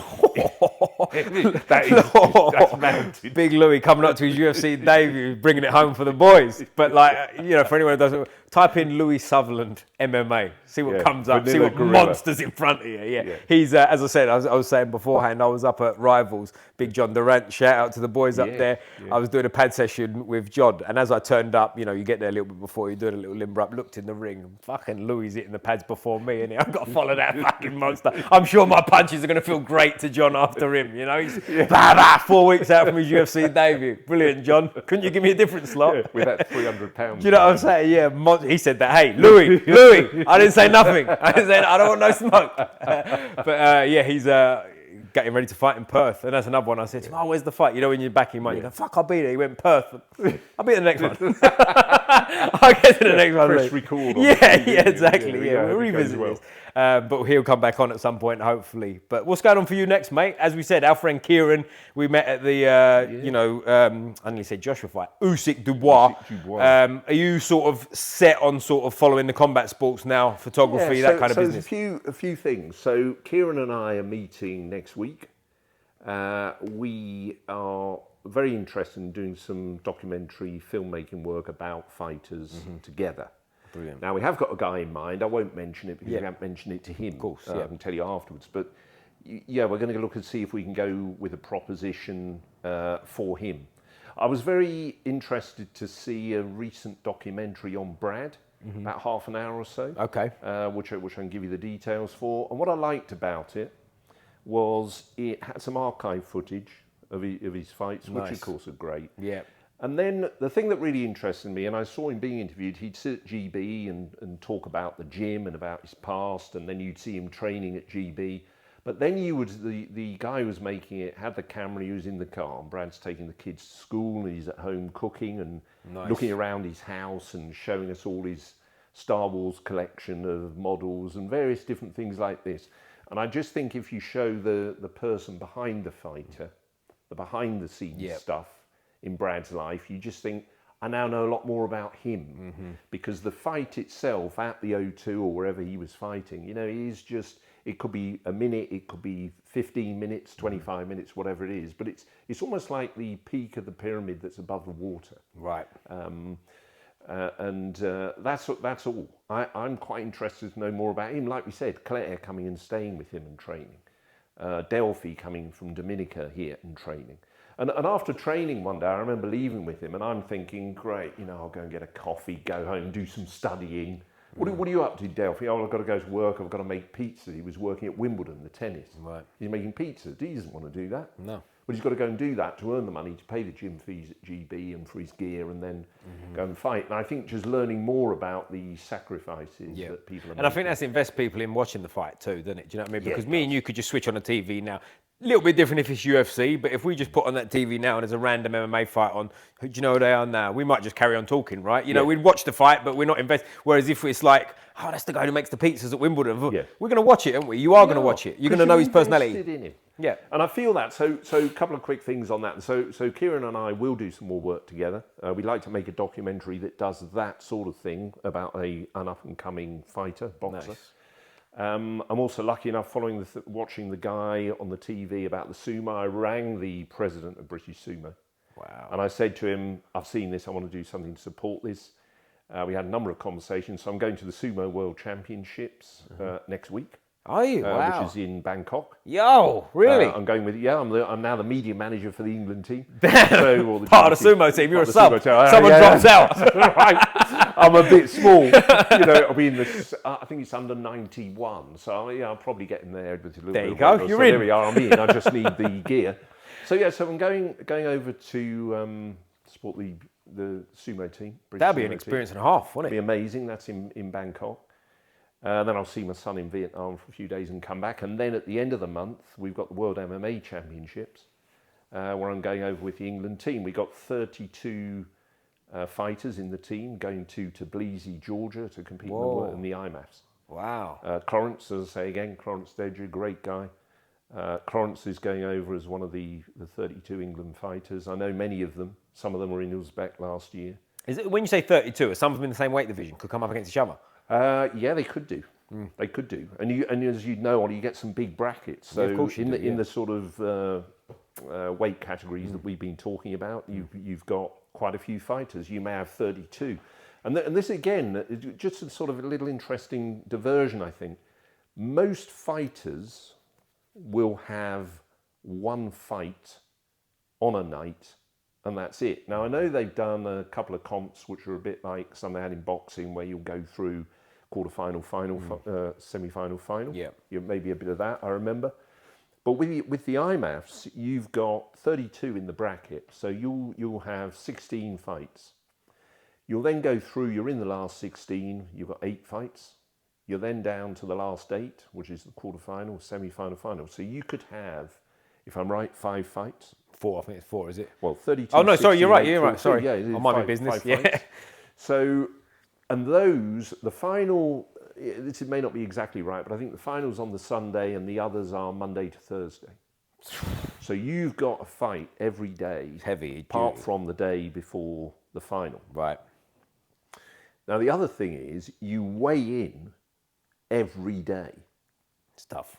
So, as an example, again, I don't think Clarence would mind me talking about this. Clarence would fight at, say, 77, but he's going to fight there, I think, at 83, Right. 84. Right. Because, I mean, he's a tall, strong guy. He doesn't look anyway overweight at 84. He looks really good at 84, but he's going to go in at 83.4 because if you don't want to stay at 77 if you're really 90. Right. It's the second, third day and it'll do you on that. And also you've got to think, okay, I've got these rounds. I've got to get through these without damage, without injury. Yeah. There was one of our guys was going to fight somebody from, I think it was Kazakhstan, and the guy got injured in his previous fight, and he got a cracked eye socket. And he was due to fight in the semi-final against one of the England team, and the doctors said, no, you can't do it.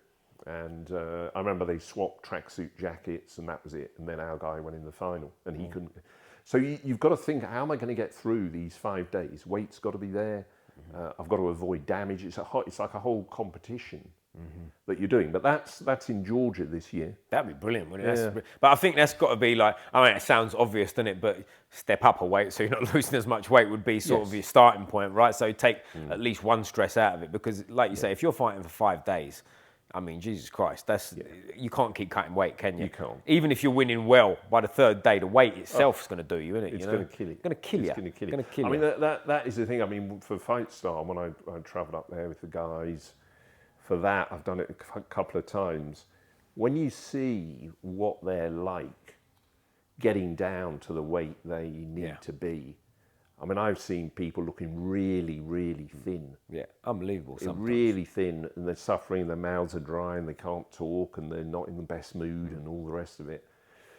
You know, I kind of wonder how much of that we should really have. In the IMAFs, it's the same day and you just go in. Different, you can't, But it's also like you're saying that when you see the people in that kind of state, sometimes you go, how much they got to go? 4 kilos. You go, fucking hell. Like, he looks like he's going to die now. What do you mean 4 kilos? You know? Yes. And that is a thing, innit? But it's like we said about it earlier, Hamzat versus Dricus du Plessis.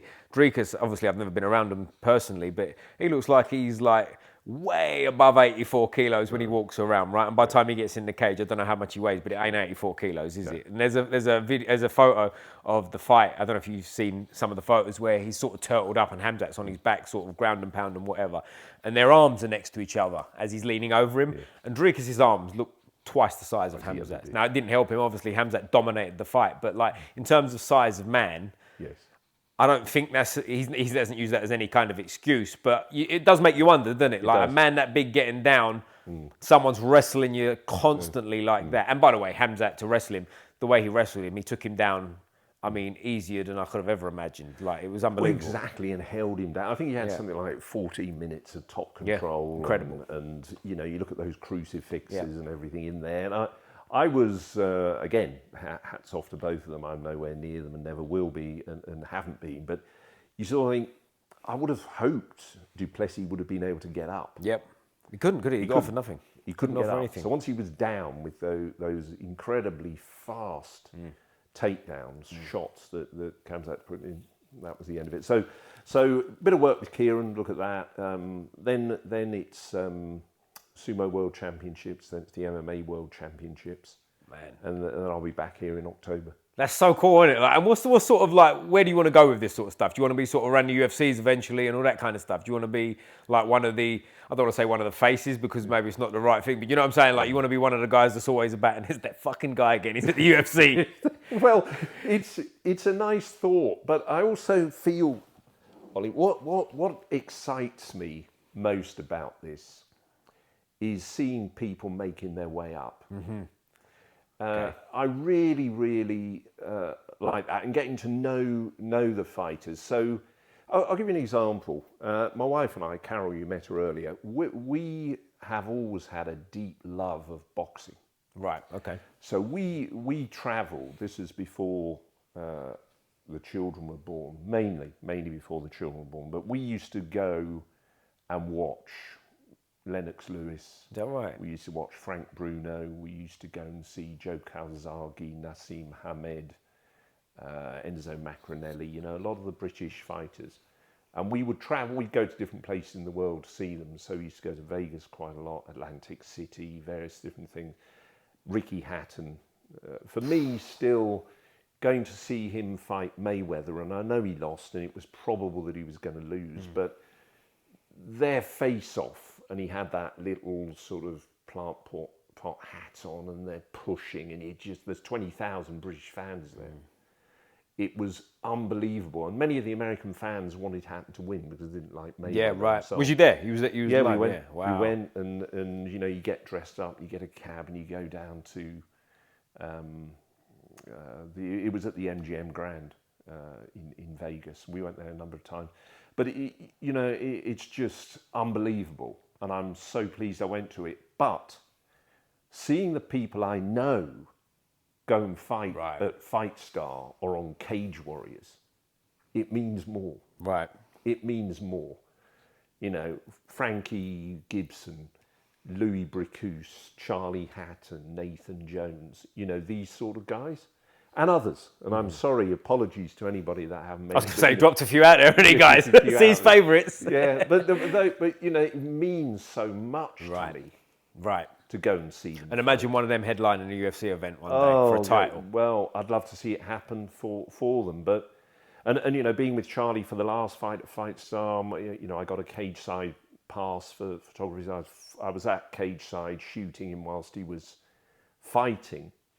It's very, very emotional. In fact, the guy who was supervising it round the cage, come on, Jeremy, he's going, you can't do that. You've got to stop. I said, sorry, I just got carried away. You're a photographer, you've got to be neutral. I'm thinking, yeah, okay. So I had to, but you do just, I said to him, it's very emotional for me, seeing him, and you feel that. Seeing people you know in there and knowing what they've done. Lon would be another example, obviously. But you just feel differently. So I have been to see big stars fight, and it's amazing, but this means more. Now, if they get into the UFC like Lon has and so on, it'd be great. But I think there's a good chance of it as well, isn't there, with that gym. I think there's a good chance of like the people you're around. Right, so few we haven't years. mentioned, I've got to mention her before we stop, Chanel Dyer. Okay. Chanel Dyer. She's on Dana White Contender Series. She probably would have won the PFL if she hadn't got an infection last year because she couldn't fight in the final. Is that what happened? Okay, I was unsure what happened there. Chanel, if that's wrong, apologies. I don't know Chanel personally. I've not had Chanel on. I don't know. I would, if you get the opportunity, I would talk with her. She grew up in White City round here. You know, she's known as the Nightmare because one of her best friends, that was his nickname, and he got stabbed and killed. Right? I think that's right. Again, Right. Chanel, if that's wrong, apologies, but it's something like that. Yeah. She's known as that. So she's come from this, you know, and I've seen some footage of her with her family, and you know, just really ordinary, nice people. And she's grown up, and she's doing this, and she carries on his name. She trains at GB. She's been up at Next Gen with Molly and others up there. But she's now on Dana White Contender Series. I think her and Ditchova are probably the best two female British MMA fighters, notwithstanding other names that we've mentioned. Are they the same weight or are they a weight apart? No, I think they're a weight apart. One weight apart, right? Weight apart. Right. I think they are. And obviously, you know, I mean, there are other. Claire's done amazing things and gone and fought in Japan. Katie, obviously, I remember her, she fought in Colorado. She fought in Miami. She's done amazing things. But if I look at it, you know, Chanel now getting to Dana White Contender Series next is amazing. I believe she's younger than the others as well, right? She's younger. She's a bit younger, yeah, which is apparently younger. The UFC like 20 in their 20s, right? Yeah. They, when you get to their 30s, I think they sort of suck their bottom lip a bit and think about it, don't they? You know? They do. And so with that in mind, another great guy that we haven't mentioned that we should have, of course, is Alfie Davis. Of course, the champ. How could we miss The champ. Alfie? I didn't forget you, mate. He did. Before I said, "Can we talk about Alfie?" He said, "Nah, I don't want to talk about it." So yeah, so I did. Alfie was is back in this week. He obviously had an amazing. Now that guy that he beat had won the Russian. He'd won his last 12 fights. He was the champ. Yep, underdog Alfie, I believe, going in. Yeah. Oh, hugely. Yep. Hugely. Well, Brad Pickett. How can we go any further than mentioning Brad? Brad actually. Who's that? Yeah, I don't know. Some bloke I've heard of. Yeah. He. Now, let me just get this right. Alfie. So this is obviously a two-person fight. Alfie was 7-1 against. Was he that much to win? Jesus Christ. And Brad put in the GB group chat. He put 50 quid on. He got 400. So you know, go with what Brad says. Damn. But you know, I've got to get on that group chat. you don't need to worry about money anymore. You know, forget the half a No million. more podcast. Alfie. This will be the last episode. I'm in the group chat. We made it. But you know that. So Alfie, I think he's 33. But you know, he's been through just I've watched him train down there. I'm not training. I'm not going to go and do a round with Alfie. He's much better than me, miles ahead. Obviously, everyone knows that. I don't need to say it, but. It's not what you told me off camera, bro. Yeah, I could take Alfie down. But you know, he's gone in and he's really put the effort in again. Yep. And he's been doing it now 33 years. So he's something like, is it 26 or 19.6 his record? But you know, he's been on Bellator. He's gone and fought in different places. All the things. So you know, another fantastic fighter. I think Brilliant guy as well, by the way. Lovely guy. fella. Lovely guy. Lives around the corner from Ray's and close to Mikey. And I think now I think there's a global PFL title, which I think he can fight for. That's his next step. Right. But he is about 33, so you know, I don't know whether the UFC will be an Here's the thing, though, is that, I mean, yeah, like you're saying with the UFC, but 33 this day and age shouldn't be old, should it, to me? It's not. If you look after your body, you live a clean life, you're doing the right things.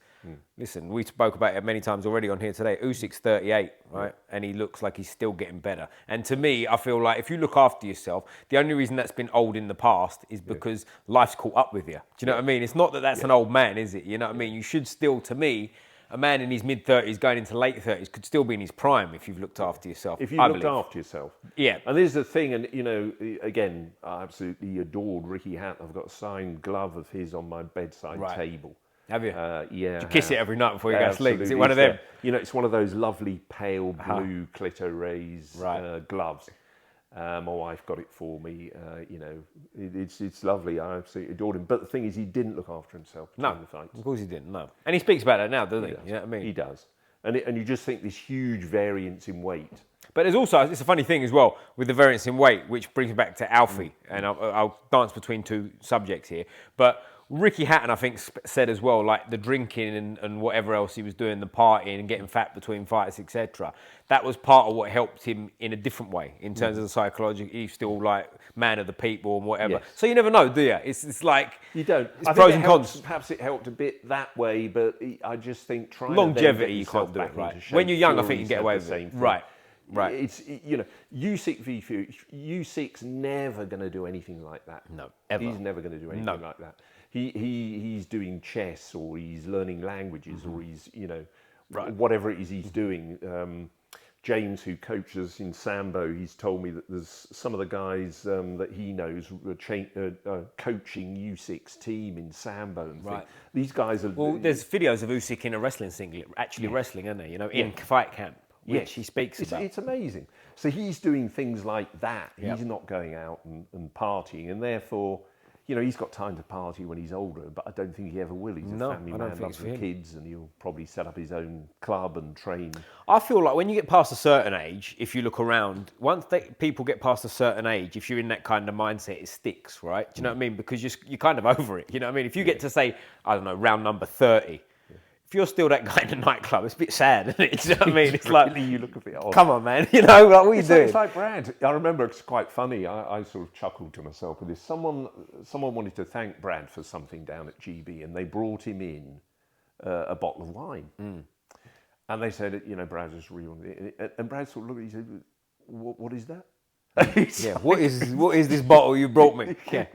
Well, Brad, by the way, still looks like he could fight. Have you seen him? Like when he was on the podcast, I said, like, yeah, he still looks like he did when he was young, like when he was fighting. I mean, oh yeah, and I mean, he's such an amazing guy. Two things. I mean, every day. I've said this to him. Every day, I just love watching his coaching. Yeah. I love watching his coaching because he will teach you things that you can use. The other thing that this is funny rather than the interaction he has with all the fighters down there is just hilarious. It's just hilarious. He gets so frustrated with them, and he'll shut the kitchen because they left it in a mess, or he'll chuck them out the gym because they're messing around and so on. And he said it's just like having kids at home and kids in there. But you know, he's that father figure there, and he has to try to bring the best out of that group of fighters. And at times that is, you know, disciplining them and telling them the truth. Yep. He's in his mid-40s, you've got some of these young boys, they haven't really grown up that much. Right. And he just has to say, and Ashley's the same, I've seen him do it. You know, he will be brutal about what they need to do if they want to get where they've told him they want to be. Yeah. Well, it's interesting as well, like sometimes guys that are in their mid-20s, even though you're a grown man, if you was working in the corporate world, you'd be like a proper man, if you like. Whereas like if all you've ever done is train and be a fighter and you're 25, sometimes these guys are still kids, aren't they? They're still dicking about and doing silly things. That's all they've done. They've just been in gyms and being like one of the boys, which is obviously a good thing in the long run, right? But there is an element of sometimes you've got to go, boys, what the fuck are you doing? Like, what are we doing here? They're not really house trained. Exactly. That's a better way of putting it. They're not house trained. Because you know, now Nathaniel, you know, he's a young family. Right. So he's got all those responsibilities now. Yeah. I only know him a little bit to say hello to. I don't know Nathaniel Wood. I see him down there quite a lot.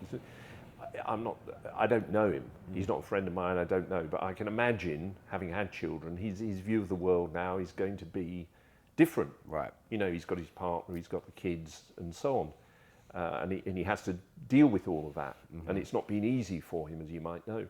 But if you don't have any of that, if you're just a young guy and you haven't got the discipline of going to work and not doing something you don't like and all, you just go to the gym all the time. Right. Of course, you're going to grow up. Especially if you're a full-time pro. If you're fortunate enough to be sort of financially able to just fight, there's a lot of spare time, isn't it? It's a hard life, don't get me wrong, you're training all the time, but there are sort of dead times during the day where you can fuck around and do some silly things if you need to, can't you? And especially if you're 25 and you're sat there, there's an 18-year-old fighter there and a 19-year-old fighter there, you see them do some silly shit, right? And you go, hey, aren't you a grown man yet? Like, what the fuck are you up to? Like, no names, you know you are. But there is an element of that in there too. And listen, I'm older than that and I'm still guilty of it. Do you know what I mean? But there's it is a funny thing to be involved in the long term, innit? Because you got them things. And let's be honest, Brad Pickett, like, even if you didn't know him, you know what he's done.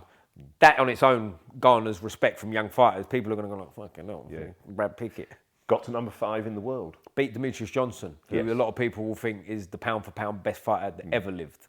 Enough said, right? It's not bad. Enough said. So, and he fought who's who as well. When I had Brad on the podcast, sitting there chatting to him, we were chatting, and I knew anyway. But like, when you're talking about fights he's had, and you go, "Fuck, he fought him, and you go, "Jesus Christ!" Like everyone, Hendon Barrow in his prime, like Uriah Faber, like not Uriah Faber was Hendon Barrow who beat all the who's who. Uriah Faber came to my mind, but like. When you think about it at that time, people forget. I always bring up Hendon Barrow when I think of Brad Pickett because he fought him at a time where, like, people forget, right? Hendon Barrow for a period. Well, it wasn't that big then. No, I don't mean what he was doing. What he was doing was big, but in terms of what people knew, promotion. No, but also like Hendon Barrow, people forget. He's like the forgotten man, I think, to me, because like he fell off a cliff in terms of after TJ beat him silly, really. But like before that, people forget, man. Dana White was shouting he was pound for pound number 1, and it's hard. I didn't think he was necessarily pound for pound number 1, but he was definitely there, wasn't he? Do you know what I mean? Right. And to be in there with all them guys, people forget, don't they? Because again, if you look at Brad now, like we've touched on, he still looks like a young man that can fight and do everything. Oh, yeah. So you forget, like it's. I don't know how long it's been. I don't want to age you, Brad, but it's like 10 years, 15 years since he's had these fights now. Do you know what I mean? So I think it's easy. Like you said, the sport's grown unbelievably since then in terms of mainstream. Like if you walk down the street 10, 15 years ago and said MMA, people go, oh, what's that? Was that a cage fight? I train UFC, bro, and all that stuff, right? Whereas nowadays, most people, if you said MMA, they'd know what you was talking about at least, even if they're not a fan of it. And I'm really pleased about this. Yeah, martial arts is big now. I'll come back past the final point from me.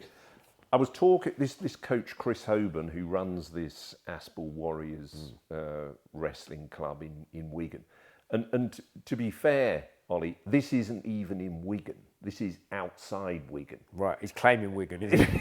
He's a fake Wigan man. Chris told me he doesn't. I said, I found this really nice coffee because I was staying up there.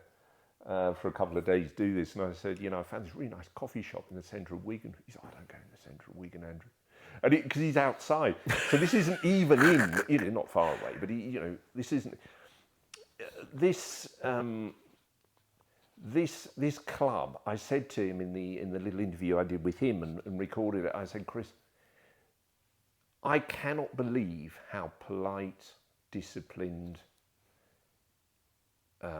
Dedicated the people you are. I was there taking photographs for him and filming it and all the rest of it. Some of the little kids came up to me. They've never seen me before, and they would just go, "Thank you for coming." Damn. Right. Oof. And I was. I mean, you could fit the tears in my eyes. I said, it's amazing. It's great to see you train. And I said to him, Chris, he's got 30 kids in there, say. I thought you meant 30 kids of his own. I was going to say, he's busy boy, is he, old Chris? He's got I think he's got 2 of his own. There's 30 kids. And he just went down there first with his kids, and then he's now running the club. He's got a big history, though, of MMA and wrestling and everything. He's a very good martial artist, and Sambo. And I said to him, Chris, what difference would it make to society as a whole if we had one of these, like, everywhere? And if not just young boys, young girls, if we had hundreds, thousands of people just training in these gyms, and I don't mean smashing it and all, MMA and beating, but I just mean the discipline, the friendship, the respect that people learn for each other, shaking hands, fist bumps, and all the rest of it that you see. I come back to Tallinn where you had these 2,800 wrestlers from all over the world. And people getting on together.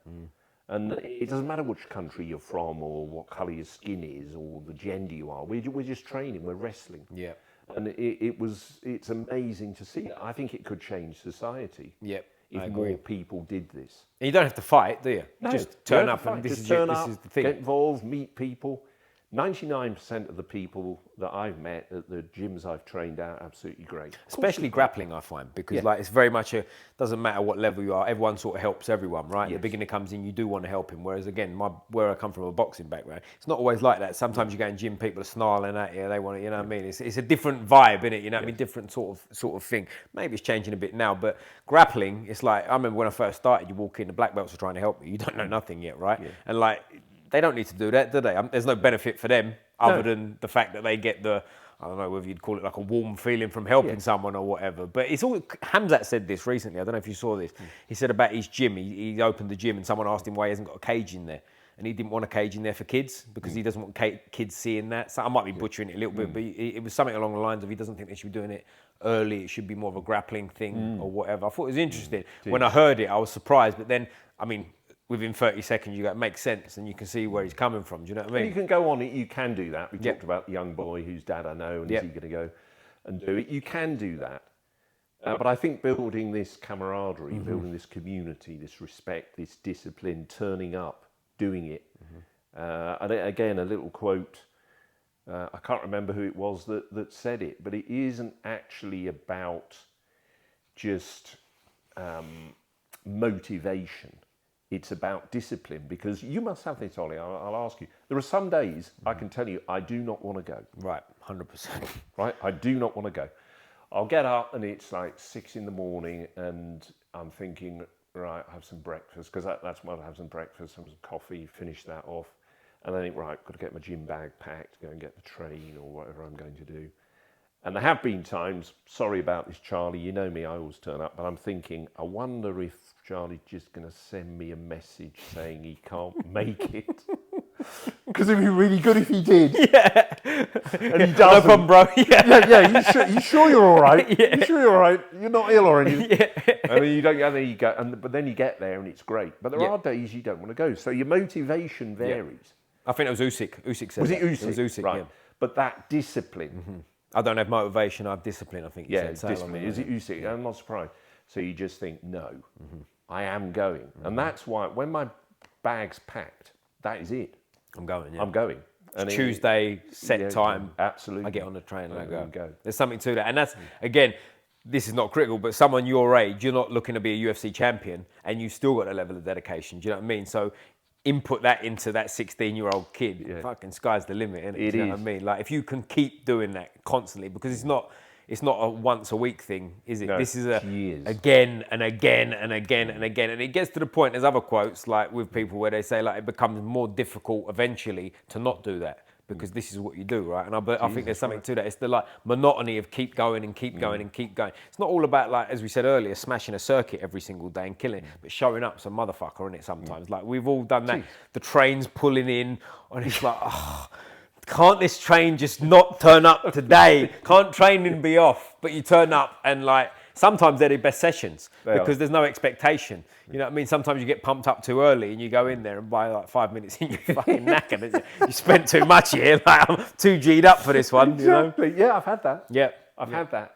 But turning up and then you see everybody and, you know, you all start warming up and you start some techniques and have some rounds. God, you feel good afterwards. Well, that goes a long way, training in the right place too. Like, I've not trained at GB much, but they've always been great to me. Like when the first time I went in there, they don't know from Adam, right? Who am I?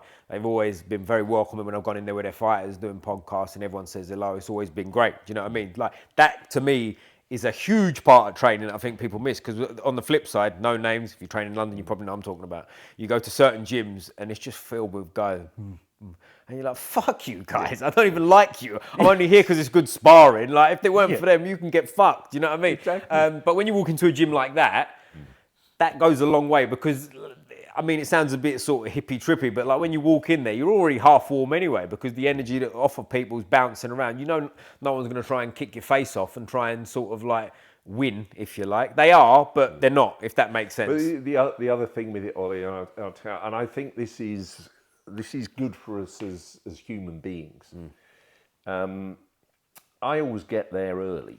So I'll get the train before the one I really need to get. Right. I'm boring like that. I've done it all my life with business meetings, with anything like that. You told me you're coming around today, I'm ready half an hour beforehand because you might get here early or whatever it is.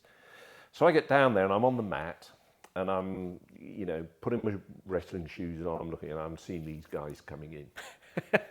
Like watching the clock and the bullies after school. And you just you sit there and you think, right, I don't really want to round with him. Yeah. Okay, who else? I don't really want to round with him. Yeah. And you see them all, they're coming in, and you just think, okay, this is going to be tough. Mm-hmm. This is going to be tough. I'm not doing rounds with the very best guys in there. It's no point. I'm not doing rounds with the very biggest guys in there. There's no point. But you just think, right, come on, I have to do this. I've got to be my best. Mm-hmm. And being part of that community at a low level, but within a good community, means a lot to me. Mm-hmm. That's the thing. People say to me, why'd you go? Why'd you take part? What on earth are you doing to yourself? And I just say, because it feels so good. Yep. And I just want to keep doing it really for as long as I can. Yep. I sat down with Jack, thank you Jack, powerlifting coach at Elevate, and I asked him to come and have a coffee with me one day. I said, right Jack, I just want to talk to you about longevity. Now, he helped me think through a 10-year plan, right? So I'm now a bit over 60. I was thinking, right, can I do it till I'm 70, right? I don't know. I don't know the answer to that. Because if I do get a bad injury at my age, then it's probably could be the end. But I wonder, perhaps a note to finish on, could I still go down to GB 70. at 70? 10-year plan, stay alive. Avoid Louis Sutherland. Yeah, exactly. Right? Definitely. Can I avoid Louis Sutherland for 10 years? Yeah. He won't let me now. Yeah, exactly. But you start thinking, okay, well, how long can I go? How long can I do this? I think over time I'll probably end up more just behind the camera and interviewing people and talking. But you'll find people that you'll do the right things with, right? You'll find high-level guys that are sort of maybe out of camp that want to work technically. There's ways to do it. I believe in that. There are ways to do it. Because I was on the mat, and we'll close this up soon, but I was at Roger Gracie. I used to go down there for wrestling back in the day. Wally was there, actually. Yeah. Wally, that's where I met him. And there was a guy on the mat, I forget the guy's name, but he was 68 at the time, and I would have been sort of, I don't know how old, like young, right? And I remember looking at him thinking, he didn't look 68, by the way. He was like yourself, in shape, look whatever. But I remember him saying to me 68, and I remember thinking, got to be very careful there, right? Like, very careful. And there was a guy on the mat who didn't read the memo sheet, right? He's probably early 20s, quite robust. Not big, but, like mid-70s, jacked up and double-legged. I remember thinking, and it was at the point, where you're looking at it thinking, fuck, I might, like, someone say something to him. But the guy, the 68-year-old, whose name I forget, who would probably be in his mid-70s now, was sort of flowing, playing the game. Very experienced, very cute, not battling him for strength, just switching the hips one way and moving the other way. Just basically being a pain in this young bull's arse, right? And giving him a hard round. And it stuck with me. There's no great point to the story, but when you go, there's probably something to that, even as a young man, that way to train, to not tax your body. Like, he's got to do that now because he's that age. Do you know what I mean? Yes. But at the same time, he's playing the game and just like, he's making this young boy look fucking silly almost. Do you know what I mean? Because this guy's getting frustrated and he's strong and he's getting nowhere. And people are looking and going, cool, man. I'll roll with him next, But as I say, that's maybe a good way to finish it, mate. It is. Listen, I really appreciate it. 10-year plan. We'll be back here in 10 years, something like that. But hopefully we'll be in touch over the years, mate. We'll be at many events together. Anytime I can come carry the bags in Tajikistan or wherever you're doing championships, I'll be there. Always finish. Oh, sorry, I nearly forgot the most important question of the day. I got a bit excited with the fists up there. This decides whether we stay friends or you fall into the category of Andrew. Yeah, I know him. Which football team do you support? Football team. Right. I personally don't really... Chelsea, very good. Thank you very much for coming, my mate. Top man. I always finish with the fists up like this, mate. Join me with the fists up. Go. Join me with the fists up. Squeeze the neck. Boom! Nice one, mate. Thank you very much. I don't really but my wife's from Liverpool. Oh, no, never mind. Keep that quiet. Is that all right?